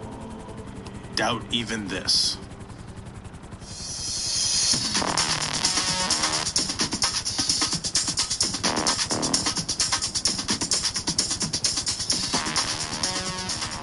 The opinions and information provided on this podcast are intended for entertainment purposes only.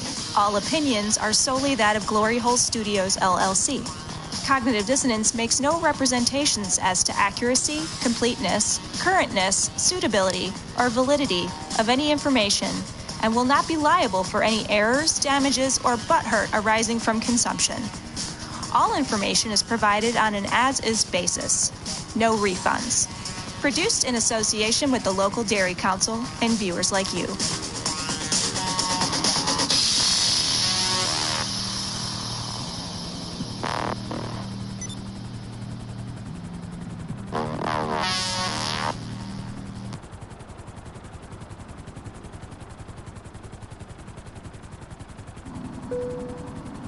Hey, I'm Nick Cody. And I'm Luke Heggie.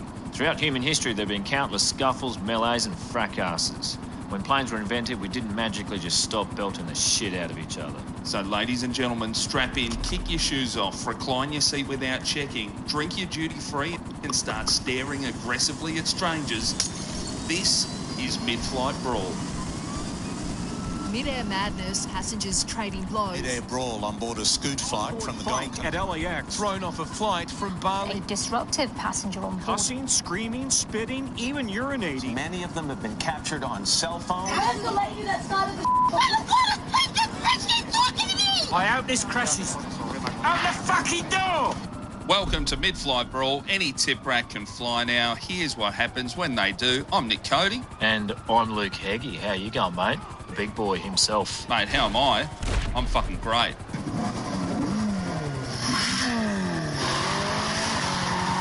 Yes. Future children's author / Ferrari driver, Nick Cody. Yeah, I saw that. So they hide that for you? Yeah, just for an hour. So I got this past Saturday at midnight, I became a fully licensed driver. A proper big boy, if you will. Yeah, right. I remember doing that. I don't actually, because I was 17. Yeah. It was a fair while ago. But yeah. I was double that age. Makes you think, doesn't it? And at the ripe old age of 34, fully licensed, so rock up to radio on Monday morning, Fox FM in Melbourne. Yeah. And with about 10 minutes left in the show, Fifi left the studio and she never goes anywhere. Oh, fuck, hold on. What's happening? Yeah. And then they said, come downstairs with us. And out the front, $350,000 Ferrari California T. Did they have insurance? You should have just fucking thrashed it. Oh, man. I got to drive it exactly where it was designed to drive. The back streets of South Melbourne. Yeah. With a maximum speed limit of 50 kilometres an hour and speed bumps every 14 metres. Yeah, superb. I definitely, was it low enough you had to go sideways over the speed bumps like those idiots with their lowered utes? No, because it's actually designed by good car makers, not just some dumb cunt who's trying to get it as low to the gravel as possible. Like Italian engineers who know what they're doing. So you could actually just go over the speed bumps fine. Oh, okay. Like it was low, but not lowered. Did it have the wanker doors on it? No, the suicide doors. Yeah. No, it didn't have those. Oh, right. Again, it's a classic vehicle. It's not an HSV. Or it could be. I don't know what Ferrari is. Maybe it's Alfa Romeo's HSV. HSV, yeah. HSV. Maybe I was just getting around in the Maloo version of an Alfa Romeo. Yeah, well, congratulations.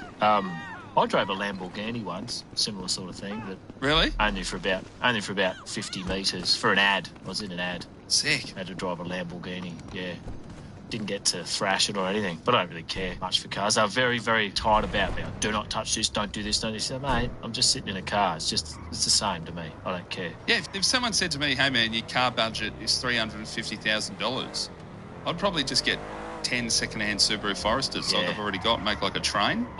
That way you can put the kids down the very back, and then you can put all your shit in the middle. And for the rest of your life. I used to think the same about fake watches. People go, a real Rolex, $10,000. Fake one, $10, but they only last for a year. It's all right. I'll buy 1,000 fake ones, and every year or so, until I'm 1,000, I'll just throw it away. Fine. No stress. Yeah, I don't... it was high pressure. You get in that vehicle, and man, it's futuristic. It's not your normal just stick in the middle, park, drive, whatever. There was no button. There was just one button that said launch.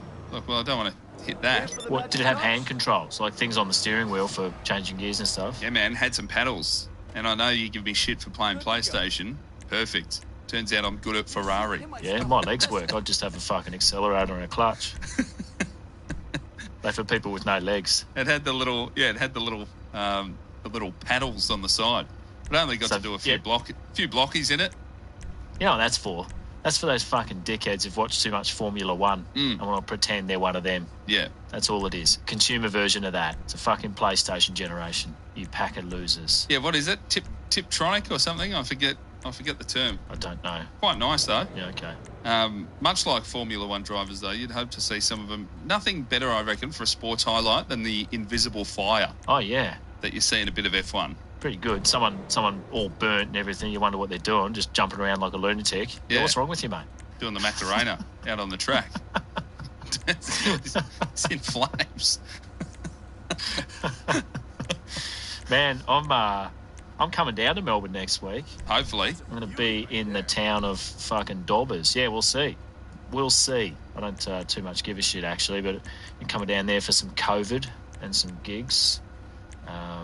Actually waiting on the vaccine myself. I've registered and waiting to get the call up. Your age group would be before mine, I assume? Yeah, no one's doing it, so they're going to lower the age group. Oh, really? Yeah. Not enough people coming through, so I should have it in a couple of weeks. Let you know how it goes, how the blood clots go, and the autism and all the rest of it. I'll tell you what, research is about to become a lot easier for me with my upcoming autism. Yeah. It'll be fucking easy. It's going to be hard to tell on stage when your delivery's the exact same. I don't know if he's got it. No, nothing different. Great. Super smart. No. Low-key delivery. I like it. I'm not going to get a hug off you. Still. Nah, you can tell Tickies. Something about him. There's always something. You'll probably just get ADHD like everyone's got now. Oh, yeah. As an adult, just contract that. Explain away all my fuck-ups. Wasn't me. Yeah, I don't know. This the vaccine I saw over in different parts of the world. You never want like a show bag or free tickets to something with a vaccine. Like it should be just sorted to the point that people are happy to get it.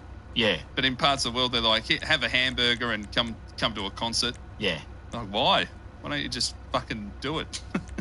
Well, in Sydney, it is out at Homebush. It's got that Easter show feel. Maybe you do get a show bag, a couple of rattlesnakes, what are they called? Killer pythons and stuff in a show bag, and $104.5 worth of value. Do you have to go out to Homebush for it? Well, no, there's a centre out there. I'm not going out there, no. Yeah. They're opening up the hospitals and GPs and stuff in the city. Oh, great. Oh, you know what I saw too? Some bad news, unfortunately. I get these spasmodic emails about this very podcast. Yeah. And I just got one this morning saying, sorry, but Mid-Flight Brawl has dropped 31 places in South Korean comedy charts. Oh, fuck. On podcast. We're down to about 188th most popular South Korean comedy podcast, which is disappointing. I blame you. Your mates. They found out about it again. They're making fun of a K-pop band, Oopsie Daisy. In a blazer. I understand if they hated me for that. Don't hate me for the shit jokes. I didn't even write them. Oh, man. And you couldn't have written them because you got kicked off after the first day, so it's not your fault. Yeah. I will put my hand up. It's my fault. I've got ADHD. From the vaccine I haven't got yet. Yeah. The other thing, I don't know, on the last app, quite a lot of dog barking. We're getting some training for the dog. Sick of it. Real naughty little turd, my dog. Starting to work, actually. Works. Yeah. Well, you know the problem with your dog, they're too small to hit. No, they're not. So they tend to, it's like children. They just get away with stuff. I actually got bitten by one of your mate, little dogs. Oh, yeah? On the way to a gig on Saturday night. What sort of little dog? Fluffy one? You know, my place, it's 40 metres from a train station. Yeah. So on Saturday night, my wife got home late, so I've handed her our son. I said, I've got to have a quick shower, gave him a kiss on the way out. I had 2 minutes to make the train. Ran around the corner. There was a couple holding two little fucking feather dusters that have a heartbeat. Holding them? Like in their hands? No. For some reason, had them on a lead. Why? Yeah. Just put them in your pocket or whatever you do with anything that small. Whatever you do with a yo-yo. Yeah. And man, little disclaimer, mine's not that fucking small while we're down here. But go on. Yeah. It has gotten bigger, but I jog around the corner and see this couple walking with their dogs, and I jog past and one of them jumped up and bit me on the leg. And I said, "You fucking cunt," at the dog. Nice. And they said, "What's wrong?" And I said, "Your fucking dog just bit me." And they said, "Oh, we're sorry."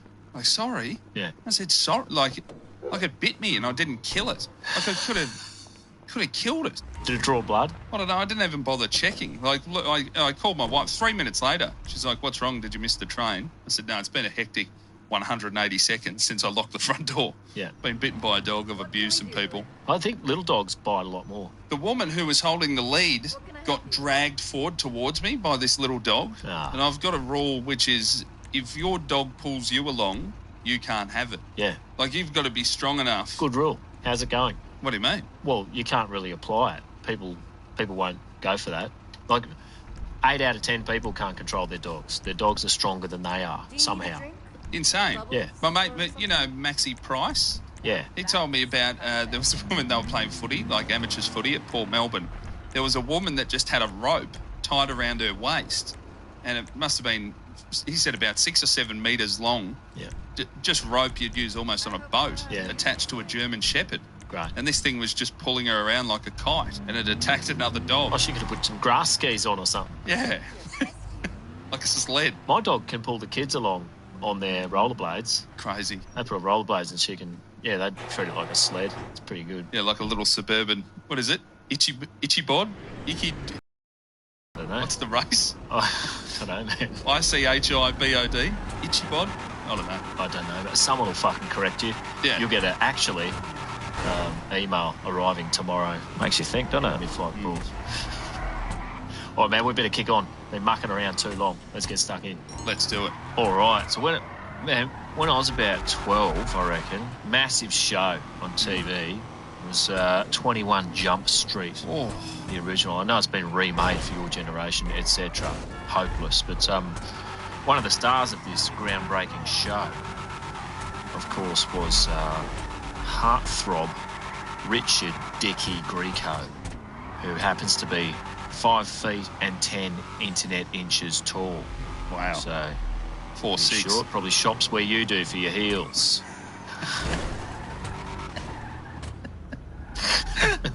Buying shoes off a billboard or an airport magazine. Julian?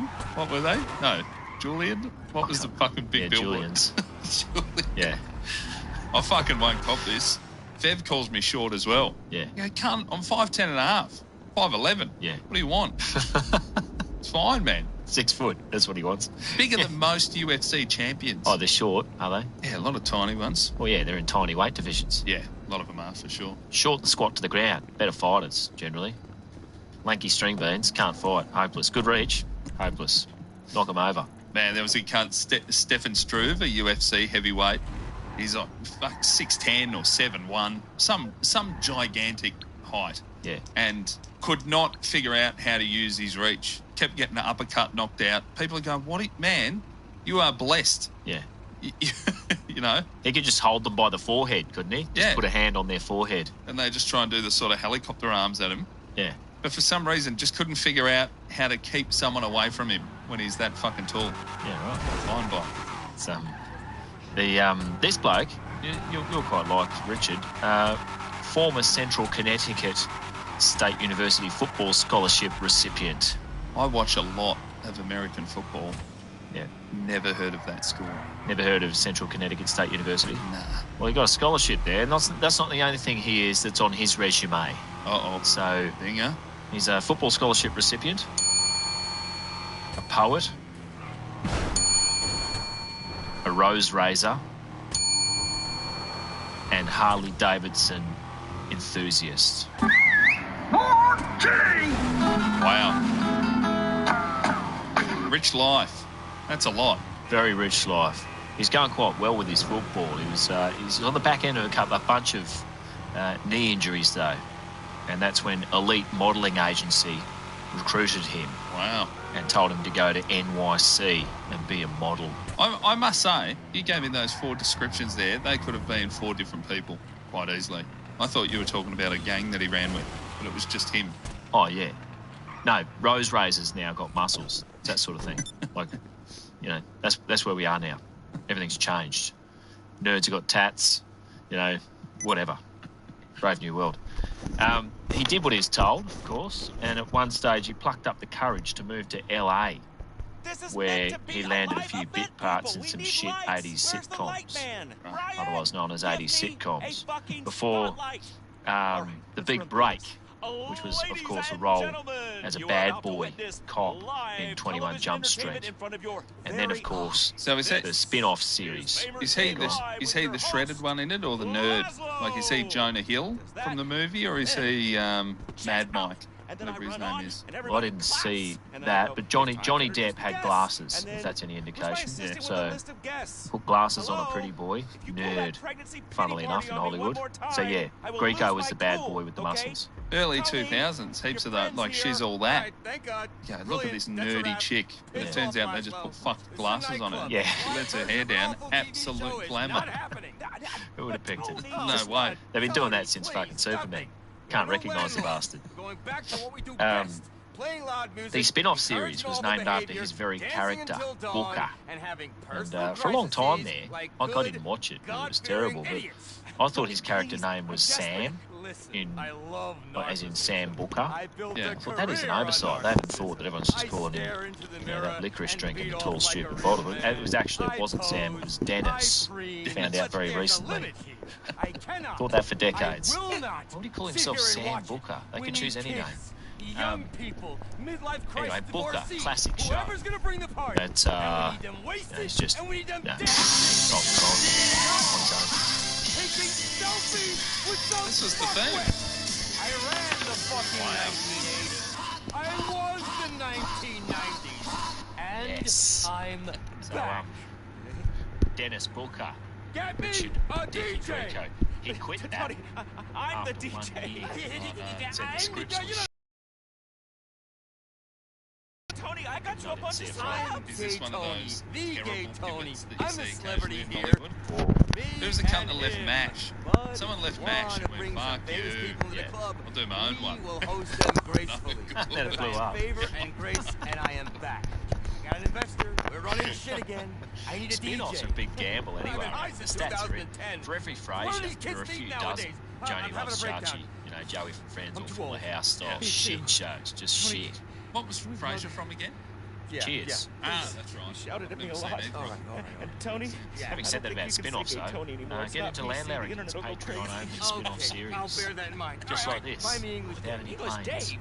The DJ, the booker. He's in the book. In, All right, come on, boys. in Let me show you around. 1994, All right, listen, big Rico, guy. Work your this is list one of the best famous things he people. did. We're He opening was turning down very roles soon. Okay, all you over got the it. joint.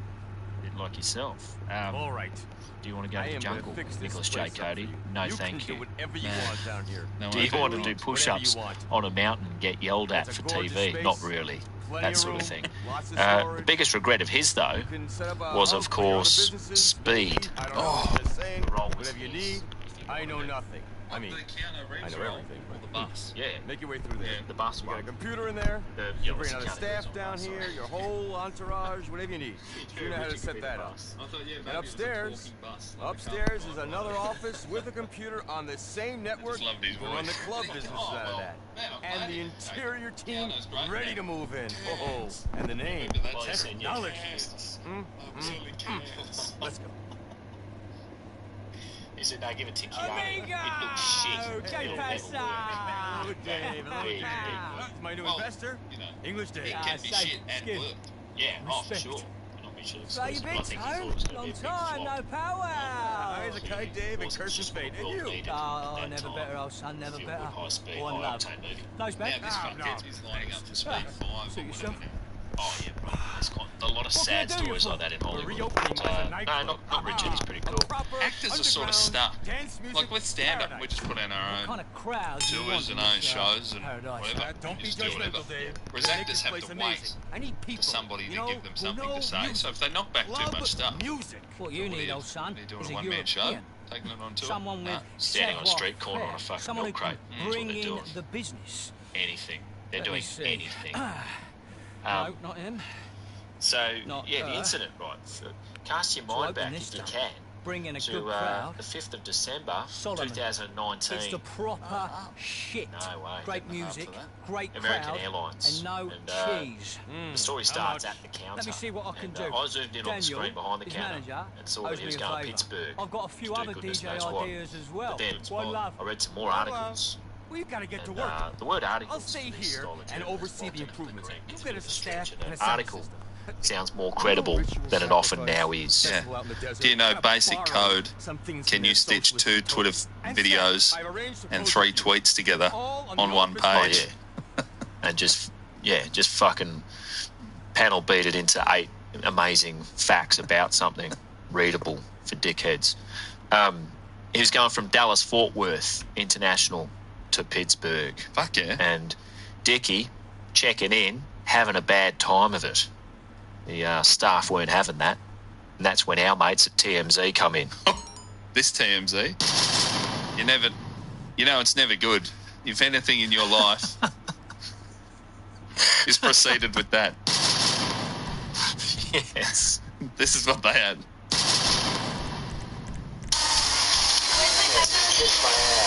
Okay, why don't you have a seat right over here? No, what do they do? Have a seat. Come on, sir. Well, shit, I gotta go to make money. Okay.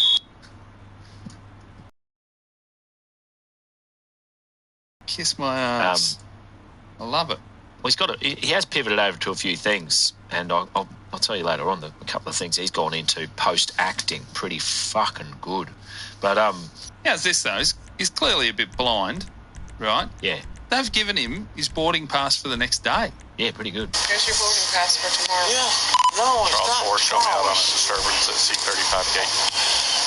You have a identification, sir? Sorry? Your identification, please, sir. Your identification, please. I'm Mr. Grigo. You guys know who I am. Yes. I don't know if they did. Cops are quite young. They might not be old enough. They should know who Richard Grieco is, though. Richard Grieco, you know who I am. Yeah. He's got real LA head as well. Oh. Aged LA head. Absolutely. Yeah. Looking good. Looking real good. But then it became apparent that he was fine when the slurring must have been due to something else because he'd had hardly anything. I don't know who you are. All I know is you were saying shit and yelling at the counter and doing all sorts of stuff. They were just pissed off or whatever. How much you had to drink tonight? 2. Just 2? Starting like beers or starting like mixed drinks? 2.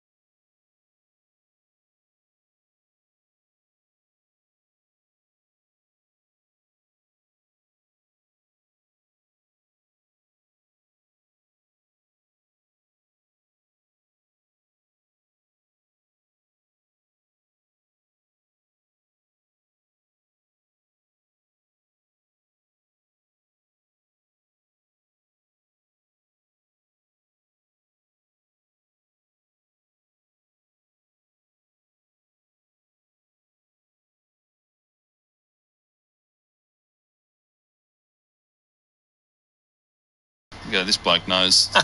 He knows the outdoors. Maybe it's because you're walking around with one of those hats with corks on it. Your first day, talking about shrimps on the barbie and shit. Like every great Australian who goes to the land of opportunity. G'day, Cobber. G'day, Cobber. Oh. G'day, Cobber. Really fucking ham it up. Dial it up. So Richard, he's been placed under arrest then. The whole thing is on, everything's videoed there. Absolutely everything. Right back for me, please. You're being placed under arrest right now for public intoxication because you had way too much to drink. Doesn't mean you're a bad person. I do like that the cops did give him, they were quite nice to him. Yeah. Sleep it off for a little bit. You'll be right back out here. Yep. I love that. You are maggot. Right. We're arresting you. We're going to take you to the drunk tank. Yeah. Sleep it off. You've already got your ticket for tomorrow. We'll see you back here in 24 hours. Yeah. Doesn't mean you're a bad person. Yeah. That sort of thing. Pretty good. That's good police work. Even I'll tip my hat to those ones. But then he's still quite upset, Richard, wasn't he? He didn't really appreciate being anything. I did nothing wrong. Okay. Well, I don't think you're a bad person. You've had just too much to drink. I wish to make you free guys. I know. Everyone was a god and stuff. I did nothing wrong. Everyone treated me like shit tonight. We're going to get you sobered up, okay? All that after just this. 2 cranberry vodka. 2 cranberry vodkas. I love the road. Yeah. I feel sorry for him. He's obviously having a bad day or a bad time of it recently. Fucking. The thing with this is police body cam footage that we can see on TMZ. Someone's sold that, haven't they? Yeah. Everything must go in the USA. Anything is possible in the land of opportunists. I assume it must have been some pig who sold that. Yeah. Probably one of these nice ones there. Did they get it when they get back to the station and go, I've got a good one. I'm going to make a quick buck off Richard's bad day. I'm surprised TMZ don't even have their own sponsors on top of it. Like, look at here. If we slow it down, the Gatorade slow down cam, what you'll see here is Richard slurring his words. You could have the Dallas Police Force brought to you by TMZ. Yeah. They could have TMZ on their backs. That's how they knock on doors before they break them down. Police, let us in. We've got a warrant. Yeah. That's when you got to do your hair before you come to the door. So, yeah, the body cam footage becoming public fodder, for me, that opens up a bit of debate about privacy. Why is that acceptable? I've been easily this drunk in public before, and the tabloid-esque he's hit rock bottom narrative, that'd never come for me. It's like this washed-up former glamorous actor and model. It's a mainstay for American media, and it never seems to get framed as a cautionary tale for aspiring stars of the future, which is fucking everyone in America who's an adolescent. It's always the theme of, sucked in, look at Hasselhoff, everyone, he's maggot. It's not, this is quite sad. He had such a great time of it recently, and obviously it's depressing when no one gives a fuck because you're a bit wrinkly now. It's never framed like that. Hasselhoff's clearly fine. I think that's why you could sort of dig the boots in a bit, You reckon he's fine? He's fine because he's got money. Yeah. He didn't look fine 10 years ago. No.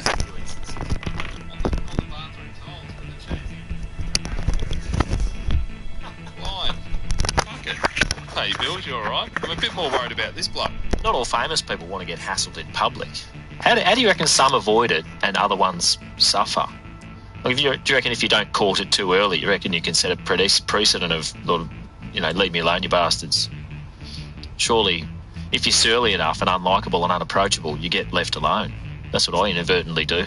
I think if you put yourself out as if you're a true massive superstar, you're just going to get chased around anyway. Yeah. But I think the people that are telling others how to live and, get a bit preachy on socials and all that, people cannot wait for them to just be human like they were anyway. Yeah. And get into them online, yeah. I mean, like in public, do you think it happens as much? Australians are pretty, I'm not fucking talking him sort of thing. They're pretty good, I reckon. But I could think a little worse than people recognising me in public and asking for shit, taking photos of my plumber's crack and posting it up online with a fucking got him everyone theme. Yeah, some people want fame over money, which is one of the worst combos. To be famous and poor would fucking suck. Absolutely. That's not what you want. No. You want to be rich and no one knows you. Yeah, for sure. The Dougie the Pizza Boy method. No good. One ad, finished. Wandering around my suburb, getting shit from people. Bad news.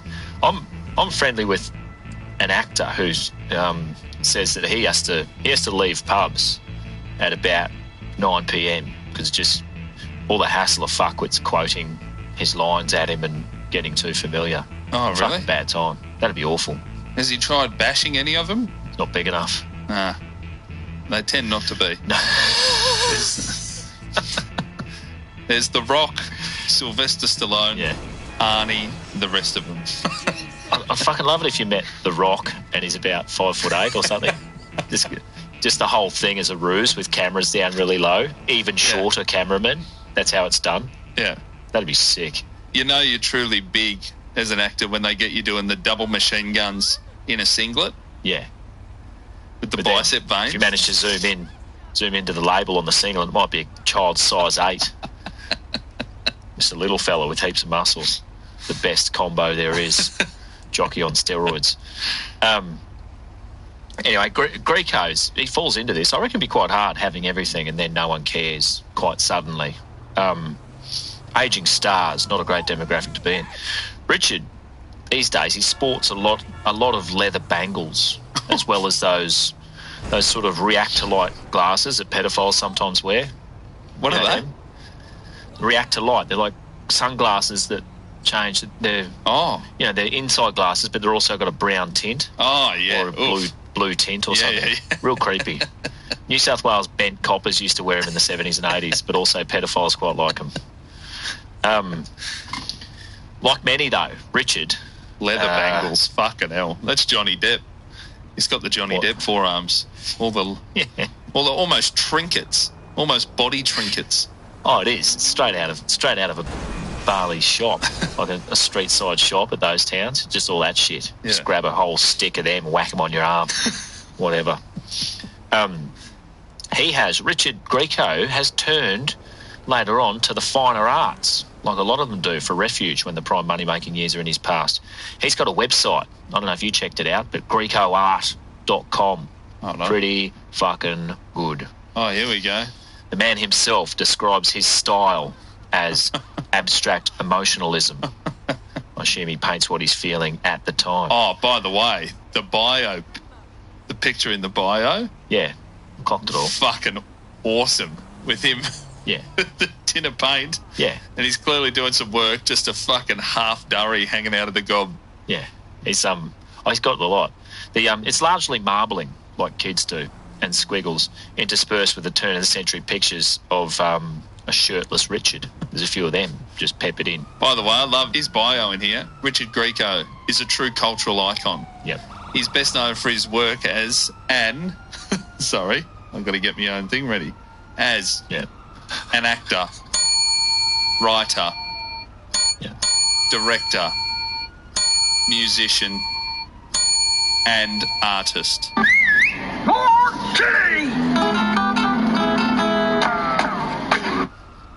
I clocked all that. Very good. First began his passion in the art world close to 20 years ago. At the start of his career, he began painting to capture underlying emotions he couldn't quite express through his other talents. Yeah. It's real good.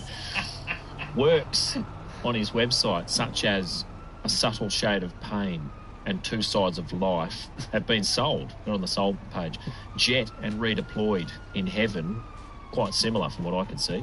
The most intriguing tab for me on Greco art, of course, is soul bottles. They're empty wine bottles that Richard has finger painted.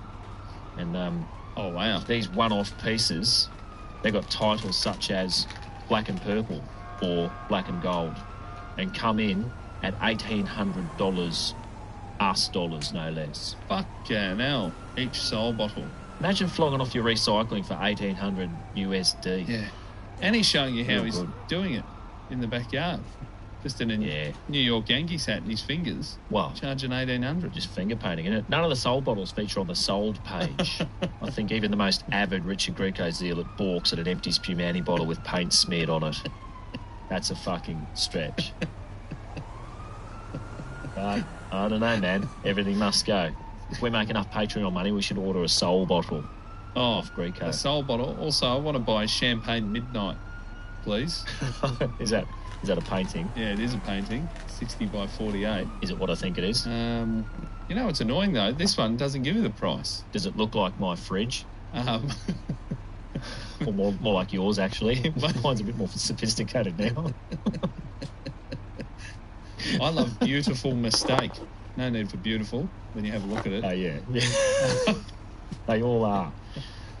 Beautiful Mistake looks like a fucking halal snack pack. Yeah.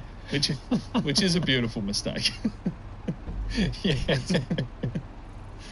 The contact page says, and I quite like this, fill out the information below and someone will contact you. Like someone.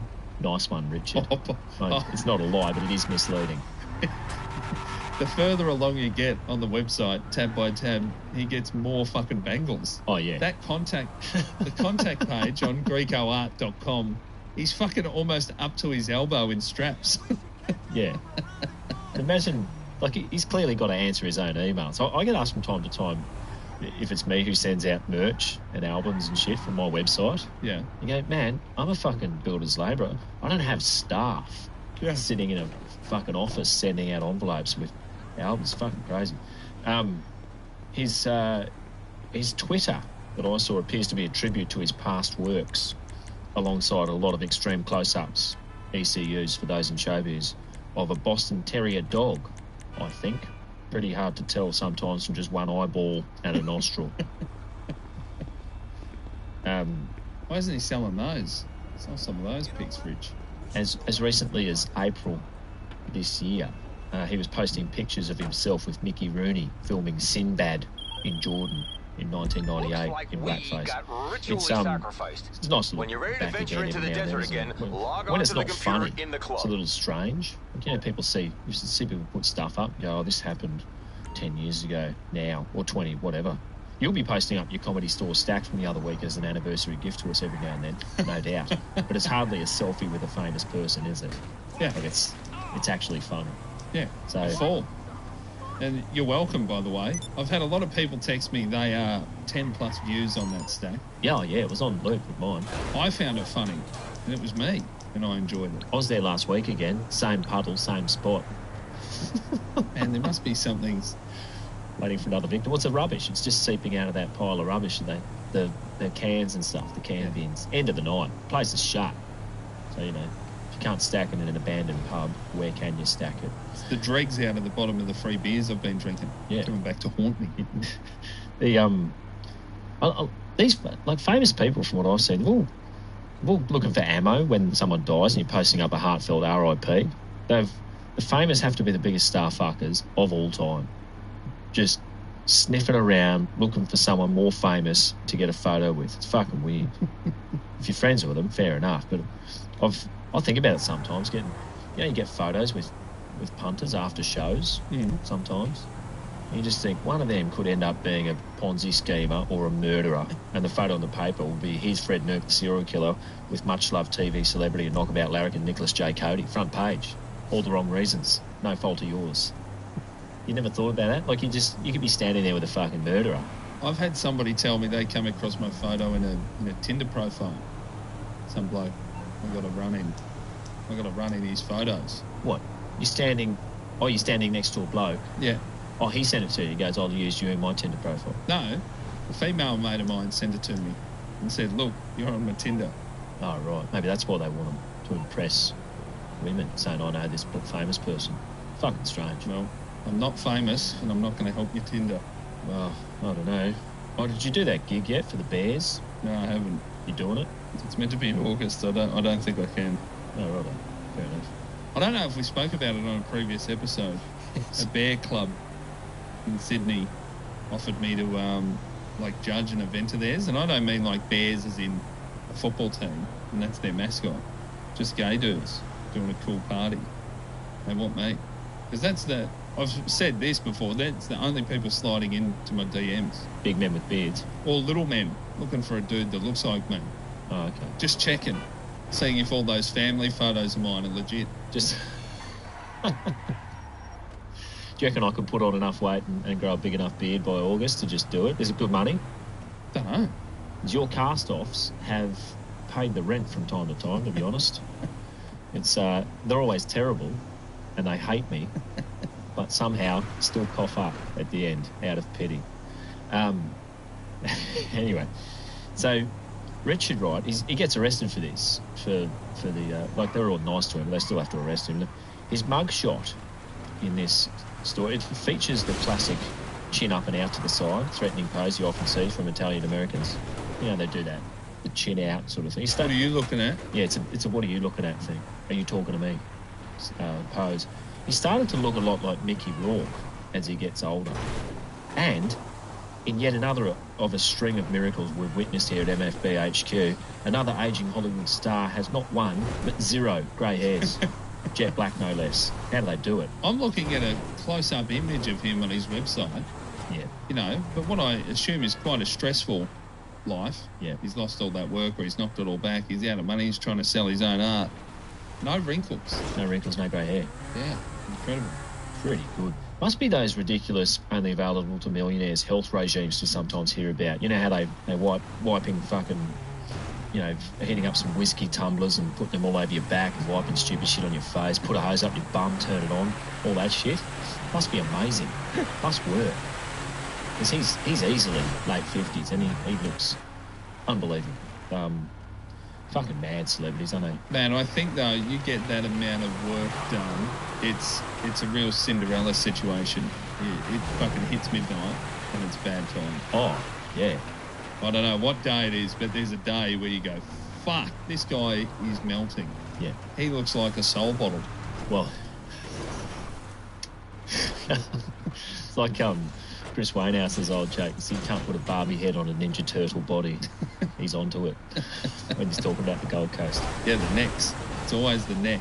The neck and the elbow skin. Yeah, you can't pull that neck back. People are forgetting that. They forget the elbow skin and the neck. Oh, yeah. Fucking hell. High price vanity. And I spent my whole life pretty much actively avoiding knowing much about celebrities until the last 12 months or so, where the tabloid press is constantly fucking open on my computer. Not many of them are that well, are they? Celebrities, they're not well in their head. And the ones who are just hiding their mental ailments quite well from us. I think COVID showed us all that. Yeah, it did. It's like you know. That exposed a few crazies. Oh, yeah. Then they all get together and think, let's sing Imagine and film it and put that out. Oh, man. That'll lift everyone's spirits. Fucking unwatchable. For me, fairly same for me as meeting comedians. You just meet one and think, this person's quite normal. We're having a good laugh. What is it? What's wrong? There's something. There's always something. What is it? There it is. And eventually you just see their crazy fuck. I don't want to point any out in particular because you'll know who I'm talking about with each and every little idiosyncrasy, but they've all got one, except me. Fucking mad. Yep, you're just a normal Aussie bloke that failed the psych test for the Army Reserves. Just a battler trying to get by. Perennial battler. Staring out the window night after a neighbour's dog shit on your lawn and you're trying to find which neighbour it was, just staring through a fucking gap in your kids' blinds. Just a normal bloke doing normal stuff. Riding a fold-up bike to the airport with his luggage. A normal man doing normal things. Well, if you hadn't been in comedy your whole life and lived in the normal world, you'd just think that is normal. It is. I fucking did live in the normal world. I still do, mate. Yeah. I was on my bike this morning. Riding into work. So old Richard Wright, Richard Grieco, he had prescription Klonopin in his luggage. Oh no. That wasn't even his fault. No. It's a shame. Makes you think, doesn't it? So you know why he had it? It's because he was a nervous flyer. And it is of note that alcohol and Klonopin are not to be taken together. So it looks like those two things are up to no good again. Not abstract emotional artist Richard Grieco at all. Klonopin anti-epileptic drug is used to treat social anxiety. And it's available in America, I assume, on the counter of any store right next to the fucking Hubba Bubba. Straight in. Drugs. The fucking drugs getting around this business. Unbelievable. Is everyone's on something now.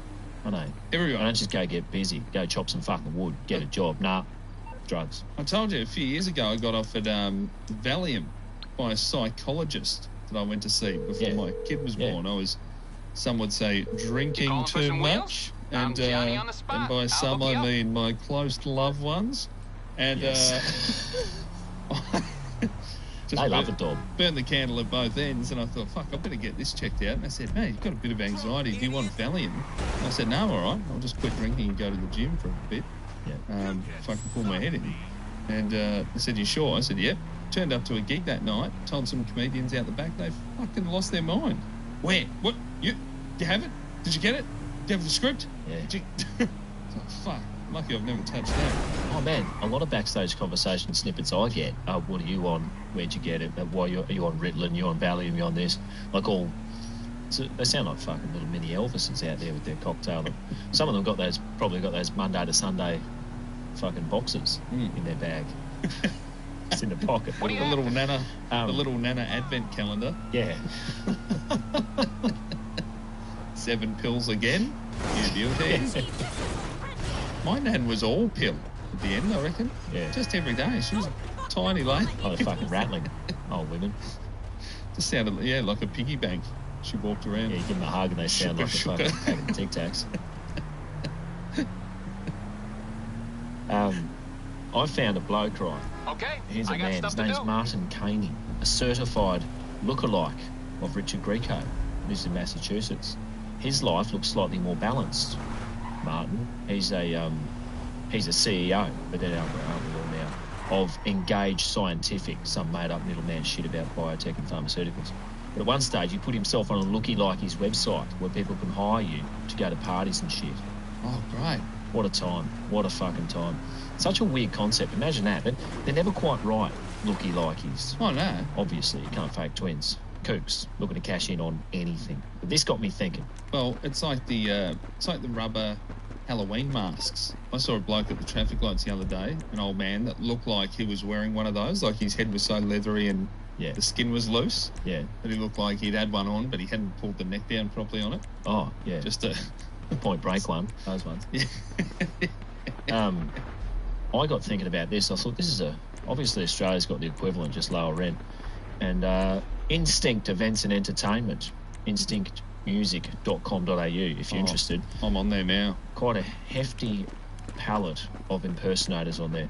Australia's premier looky-likey website where you can purchase a failed actor's soul for a night. Imagine getting out of your Ford Laser in a fucking RSL car park and walking to a party as the Crocodile Dundee of the night. I reckon corporates are bad, but this gives me the shivers. Like, to think of that, I had to turn it off. I thought, oh my God, that could be me in 20 years just pretending to look like just fucking You can hire on this one Amy Housewine or Austin Flowers or Foxy Hornbags Kath and Kim or Ozzy Osbourne. But yeah, I was just going to say Ozzy Osbourne.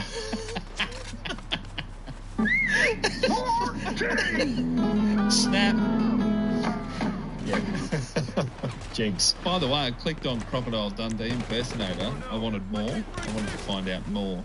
And I love the Mick Crocodile Dundee character created by Paul Hogan is one of the most recognisable Aussie brands in the world. Yeah. Now you can have this icon attend your function with our Dundee impersonator, who is a splitting image of the original.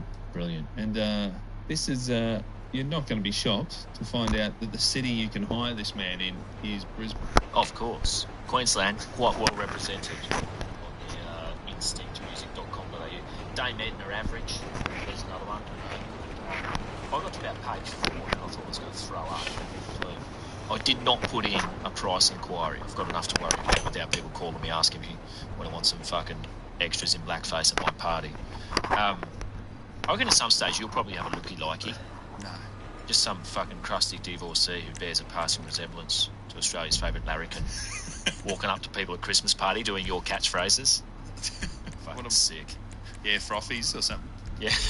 I'll tell you about Mustafi. Just going up to people and saying that shit. Well, mate, I've got on TikTok. Somebody has sent me a video. I think on TikTok of people just mouthing over your stand-up. Over yours? You're talking over your own? Yeah. So it's my audio, but it's just some bloke in a lounge room in England. Oh, right.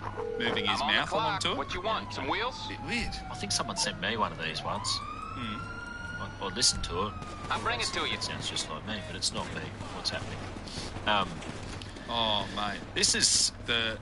Are you still not looking like he's? You said you got to page 4, but you couldn't have, because page 4 involves not 1, not 2, not 3, but 8. Sorry, 9. No, 8. My bad. 8 different crazy impersonators. I did see. You've got crazy chefs. Yeah, I saw it. Crazy Italian waiters. Yeah. As if we're not hiring them. Yeah. I don't know if you saw the info about the crazy Italian waiters. They're in Melbourne. Move over, Pavarotti, and welcome Pavlova. Yeah. Man, next live show, wherever we are, we're going to hire one of these. Hold on. Just get them to come. Crazy waiters. There's crazy rugby. Let these burly men go into a scrum on the 1 or 2 or 3. Musical rugby player that will have your guests in stitches. There's an awesome twosome as well, the rowers. Did you do a corporate with them once? I did a corporate with something similar. Yeah, like a Winter Olympics. Terrible. Like, yeah. Not with... I was there at the same time. I don't do with sounds like we're in cahoots. We carpooled and all the rest of it. No. I was there. Bad time. There's a Madonna impersonator who somehow got to page 6. Yeah, don't. We've got to stop. I hated it so much. Like, I couldn't stop looking at it for a bit, and I was like, no, it's just too sad. It's awful. Anyway, man, this is... I was thinking about this, Richard. I'm looking into Richard. This is, I believe, the first episode where a plane hasn't even gotten any air. What? Plane didn't even go... Well, it did, without Richard. Yeah. Just an empty Richard Grieco seat. Maybe there's a soul bottle strapped in. And that soul bottle go ahead to Pittsburgh and sell itself to the highest bidder. And I for one don't want to poke fun at anyone. Well, I mean, I do, but Richard Grieco's just had a bad day. TMZ, they've gone to town. It's probably a good bloke, just a bit lost, not harming anybody. Good scalp for the filth. Fucking cops fucking love him for the celebrity. Go back to the station, yeah, I've got one. Again, I think he would have been alright until he said his full name and then don't you know who I am. Yeah. That would have made one of the younger cops look him up. Who are you? I think he can tell by the jet black hair and the bag and the fancy clothes. I don't know. There's something about him. You can just tell. I see some around here or wherever and you think, oh, that's got to be a... They'll look like Richard Wilkins in the end. That's got to be someone. He's been kicked off a plane, probably had guns and tasers pulled on him, and his face hasn't changed. Yeah. I reckon this man is an actor. Yeah. I can look real well. Again though, Richard Wilkins, he's like 67, 66. He's all that. Dickie Wilkins. That's internet years too. You're saying he's even older? He's isn't the opposite 12. with the age? Yeah. I go lower on the age, higher on the... taller on the height. Dickie Wilkins. Some blokes I know went and hassled him down at Darling Harbour one time. Pretty bad time. Poor bloke. He didn't want to be hassled. Mate, I just saw here though, sorry, a bit of extra news I've just spotted on the soul bottles. Each soul bottle stands 17.5 inches tall and is one of a kind. Yeah, obviously. So anything's one of a kind if you finger paint it. I love that there's not even a factory overseas that are like, it's alright, we figured out how to recreate these soul bottles. Yeah. They know, they've got 7 giddy units. Man, soul bottle is like $50. I'd get one. Just after 1800, that's ridiculous. Something that just looks like a shit handle that my son's going to make me for me on Father's Day in a few years' time.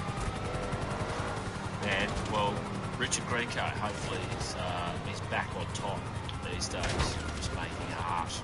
He seems to be multiple ex-celebrities. Even if it's not art, hopefully he's acting, writing, directing, or playing music. Yeah. Busy. Any of those. Just keep busy.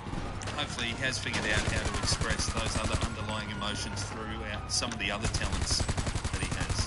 Abstract emotionalism doesn't just turn itself off when you finish making a soul bottle. It's always there, manifesting itself behind and in front of the camera as well. The heart and soul into a durry hanging out of the mouth. That's a man with too many feelings.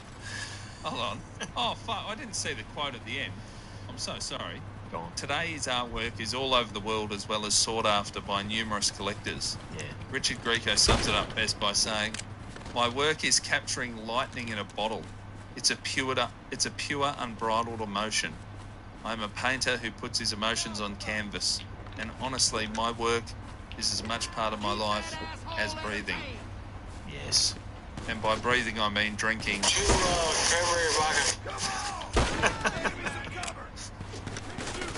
Man, I'm going to head off and have a couple of them myself. I'm out of here. It is 2 p.m. Do you reckon that there's just paint over a stolly, over an empty stolly bottle that he's used to make a couple of those airport cocktails? That'd be good. We could commission him to get a UDL can, vodka cranberry, and just make it into a soul can or something. A true bottle with like an emotional art piece for a bottle is just one smashed in a gutter outside a pub. Yeah. Go there is some fucking pure unbridled emotion. Oh yeah, for sure. Bits of blood on the shards. That's emotion, Richard. True art. That guy's not breathing anymore. Richard Grieco, hope you're doing well, mate. That's another episode of Mid-Flight Brawl. Thanks to everyone for listening. Thanks for telling your mates. It's greatly appreciated. Get on the Patreon, patreon.com/midflightbrawl. Heggy, you've got gigs coming up, lukeheggy.com. Yeah, man. All over the place. Back on the road again. I'm waiting for a baby to come out, and then I'll be back around November. Hey, I'm Nick Cody. And I'm Luke Heggie. Throughout human history, there have been countless scuffles, melees, and fracasses. When planes were invented, we didn't magically just stop belting the shit out of each other. So, ladies and gentlemen, strap in, kick your shoes off, recline your seat without checking, drink your duty-free, and start staring aggressively at strangers. This is Mid-Flight Brawl. Mid-air madness, passengers trading blows. Mid-air brawl on board a scoot flight from the Fight at LAX, thrown off a flight from Bali. A disruptive passenger on board. Cussing, screaming, spitting, even urinating. Many of them have been captured on cell phones. How's the lady that started the I hope this crashes. Out the fucking door! Welcome to Mid-Flight Brawl. Any tip rat can fly now, and here's what happens when they do. I'm Nick Cody. And I'm Luke Heggie. There you go, mate. How's summer? Mate, summer in Melbourne, we had the two good, it's the old 2 good days, that'll do. But there was 2 hot days and it's fucked off. Oh, right. So it's back to what I like, 23 and cloudy, my favourite. That is enviable, actually. It's fucking steaming here. Yeah. Just been to the beach. My body is just a home for future melanomas, or a future home for melanomas, I should say. And so any chance I get to avoid that shit, the better. Yeah, right. Yeah. Fucking hate the sun. A lot less Aussie flags this Australia Day. Yeah. Down at the beach. Invasion Day. Oh, big pardon. Yeah. Well, Jan 26 to me is actually my mum's birthday, so it's a bit hard to change the date on that one, because it is what it fucking is. Yeah. And she's been used to having a public holiday since, when did it come in? 94? 94, yeah. You can't tell her to change. No, she's not changing. Too old. I saw at the beach, there was this fat guy and his fat 10-year-old son walking around with a handful of flags each. Sick. Selling them. Imagine your dad making you sell Aussie flags. Oh, at the beach. I think that it's like the bloke at the State of Origin Game 3 I told you about. That was yelling out Queenslanders and stuff. The one blue supporter near us. With his 10-year-old son, just nudging him. Yeah. One fat dickhead raising another one. And again, there's only 2 ways that kid will go. He either looks back when he's older and just says, what a fuckhead my dad was. Yeah, well, good on him. Or he's making his son sell flags at the beach with his dad still there. He's embroidering fucking swastikas on his clothes. There's this other guy, more disturbingly, this dude who I know owns a few units in Coogee. I think he inherited them or something, just rich dickhead. Real fat, which is fine, whatever, follow your dreams. But this disturbs me. He lies on the beach, no towel, This looks like a fucking crumb sausage just lying around. You mean he doesn't put a towel down, he just lays in the sand? Yeah, straight on the sand. Comes out of the ocean, just lies on the sand. That's fucking insanity. I know, it's mad. We've evolved past that. I hate that anyway. The beach to me, like the sand bit, is just the annoying bit between the fucking ocean and the shower. They've solved that at a few beaches here, just concreted the whole fucking thing. Go on, Greek front yard style.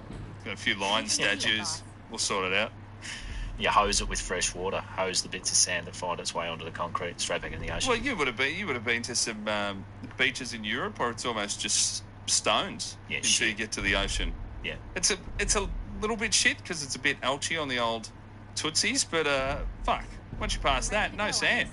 You go straight and just walk out of the ocean into a restaurant. Fine. Oh, you prefer rocks than sand, would you? No, I'm saying it's annoying, but I never sit on the beach anyway because I'm a pasty cunt. Yeah, right. So I'm in the ocean, and then preferably a wave throws me into the car park. That's how I. Yeah, right. Yeah. I don't sit on the beach that much, but I do sit on the beach and just wet my shorts before I go in, because peeing in the ocean gets a bit cold sometimes. It's hard to do, and the waves are hitting you. Yeah. If it's a big swell, so you've got to go to the toilet in the ocean. So I just do it on the beach first. You piss first and then walk in. Yeah. Just leave that trail behind you as you're walking into the ocean. Like someone's... Oh, no, you just pretend it hasn't happened. Someone's following your car in an 80s movie. They've just punctured a paint can and stuck it underneath. Oh, yeah. That's how they track you. You're an easy one to track at the beach. It's not diarrhea. It's just pee. Yeah, it's I know. fine. Anyway, mate, we've got a big announcement. We certainly do.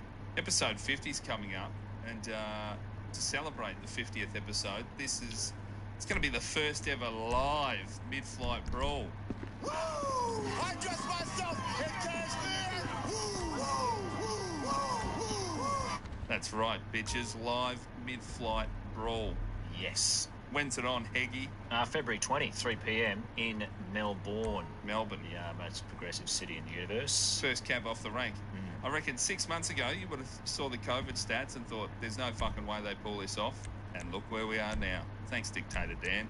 Woo! Well, I mean, as it stands, I'm still not allowed to go to Melbourne, but I'm banking on that changing. I'm allowed to go to Tasmania, which I am going to.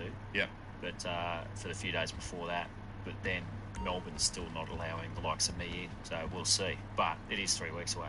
Yeah, easy peasy. You've also got 2 live shows that day at the same venue, Comedy Republic, new comedy spot in Melbourne. Oh, fuck yeah. Stick around for a 5 p.m. stand-up show. Best time for stand-up, 5 p.m. Really hot, still light outside. Yeah. Yeah. Just librarians and fucking weirdos. So what are you doing? We've got 3 p.m. our show, then 5 p.m. your live show. When's the next one? 7 or 8? 7 p.m. 7 o'clock one sold out. Fuck, big day for Heggy on the tools. Yeah, man. Wow, it's nothing, is it? By 7 p.m, 20th of Feb, I'll be screaming. This will be me when your second solo show starts. Woo! I will be... To kill ya. I'll be fucking loose in that venue. I reckon you'll probably be kicked out because of COVID restrictions, no? Don't know. Don't they have crowds? See you later. Get out. Don't know. I'm just going to buy a ticket to both of them. Oh, okay. Yeah, sure, mate. Good investment. Crack cans. And try and start a big... We'll do a plastic cup. Hey, buddy. Sorry, Charlie just ran in. That's all right. BBC News style. Oh, that's all right. I love that guy. I can hear mine making a bit of noise out the back too. Not even as young as yours. Still going for it. Dog barking, whatever. We are recording this at 20 past 7 at night, which they call the old witching hour. Very accurate. Well, it's a bit late for the witching hour. More responsible households got their kids in bed probably about 7. Fearless leader.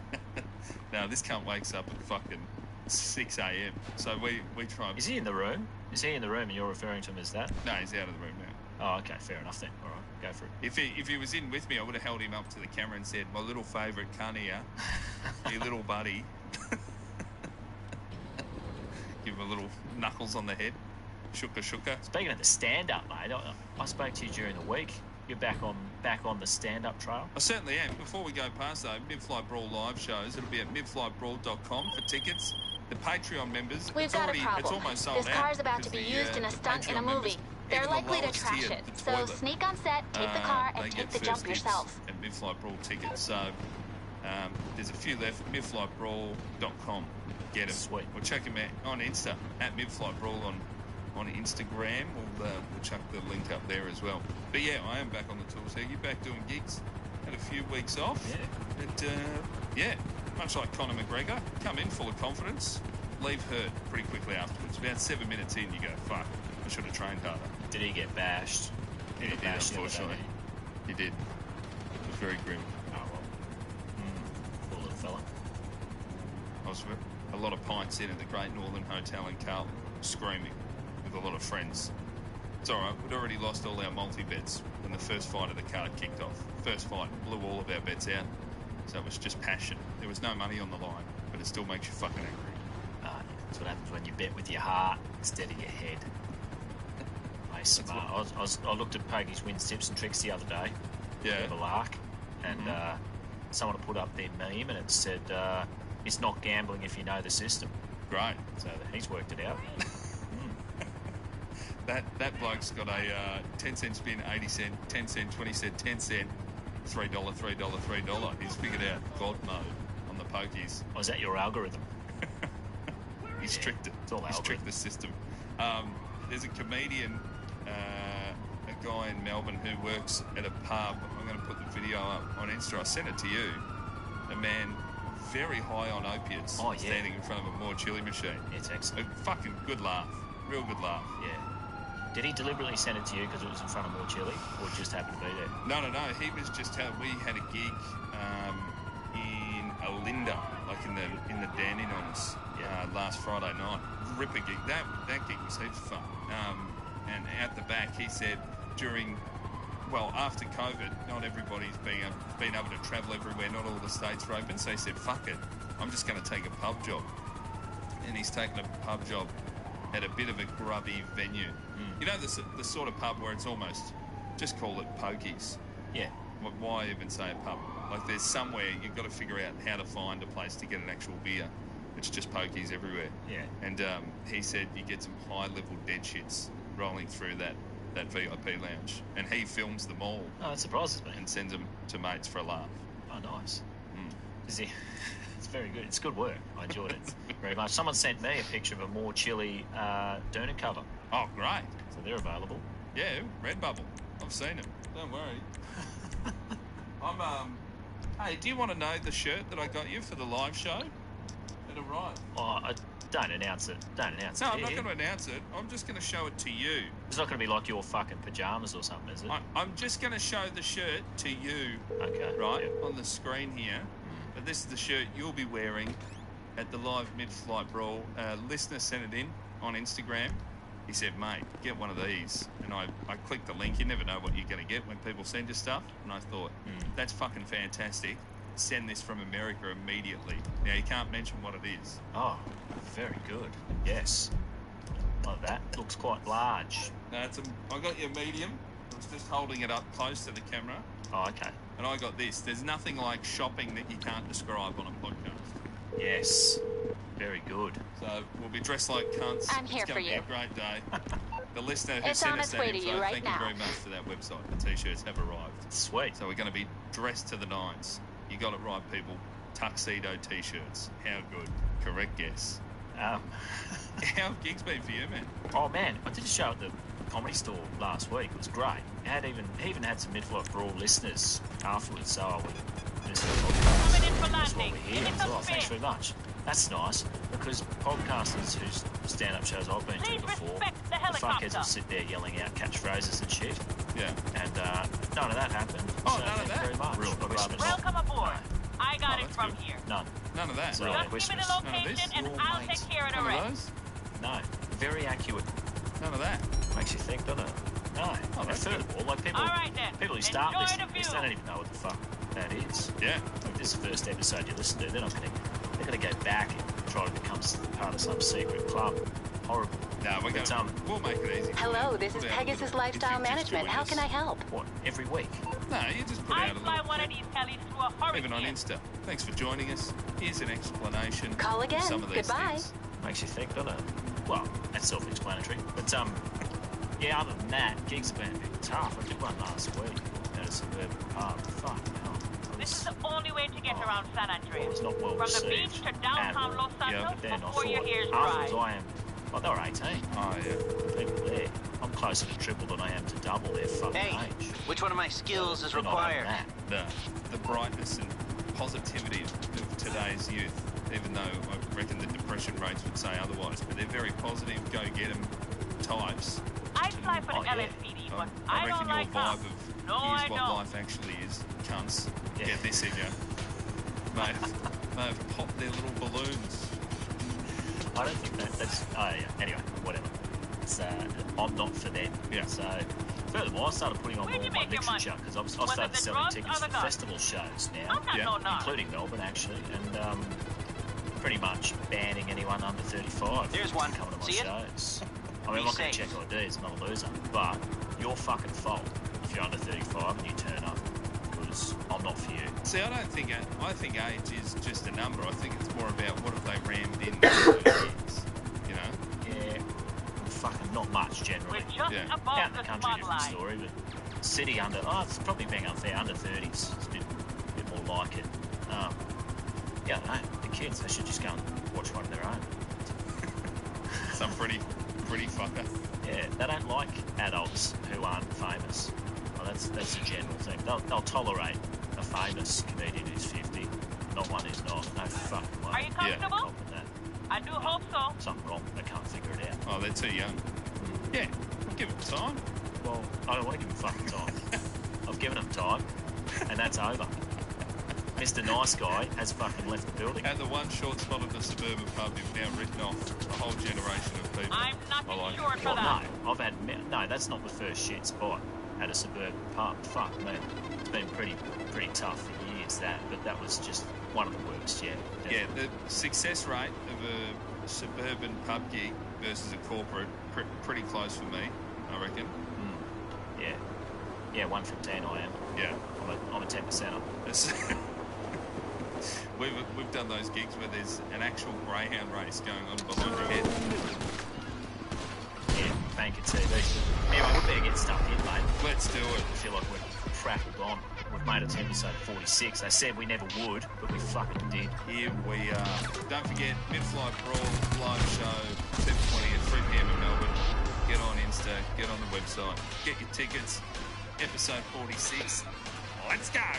So, this week we are looking at Zoom flight OOM26, Vancouver to Gatwick, March 11, 2008. Zoom. Hold on, already. I thought it was the thing we're talking to each other on. I didn't know there was an airline. This is like the fucking Mickey face on the tail. I looked it up. Zoom Airlines Incorporated was... Oh, that's that. Sorry. Let's sort this out immediately. I didn't know we were dealing with the was.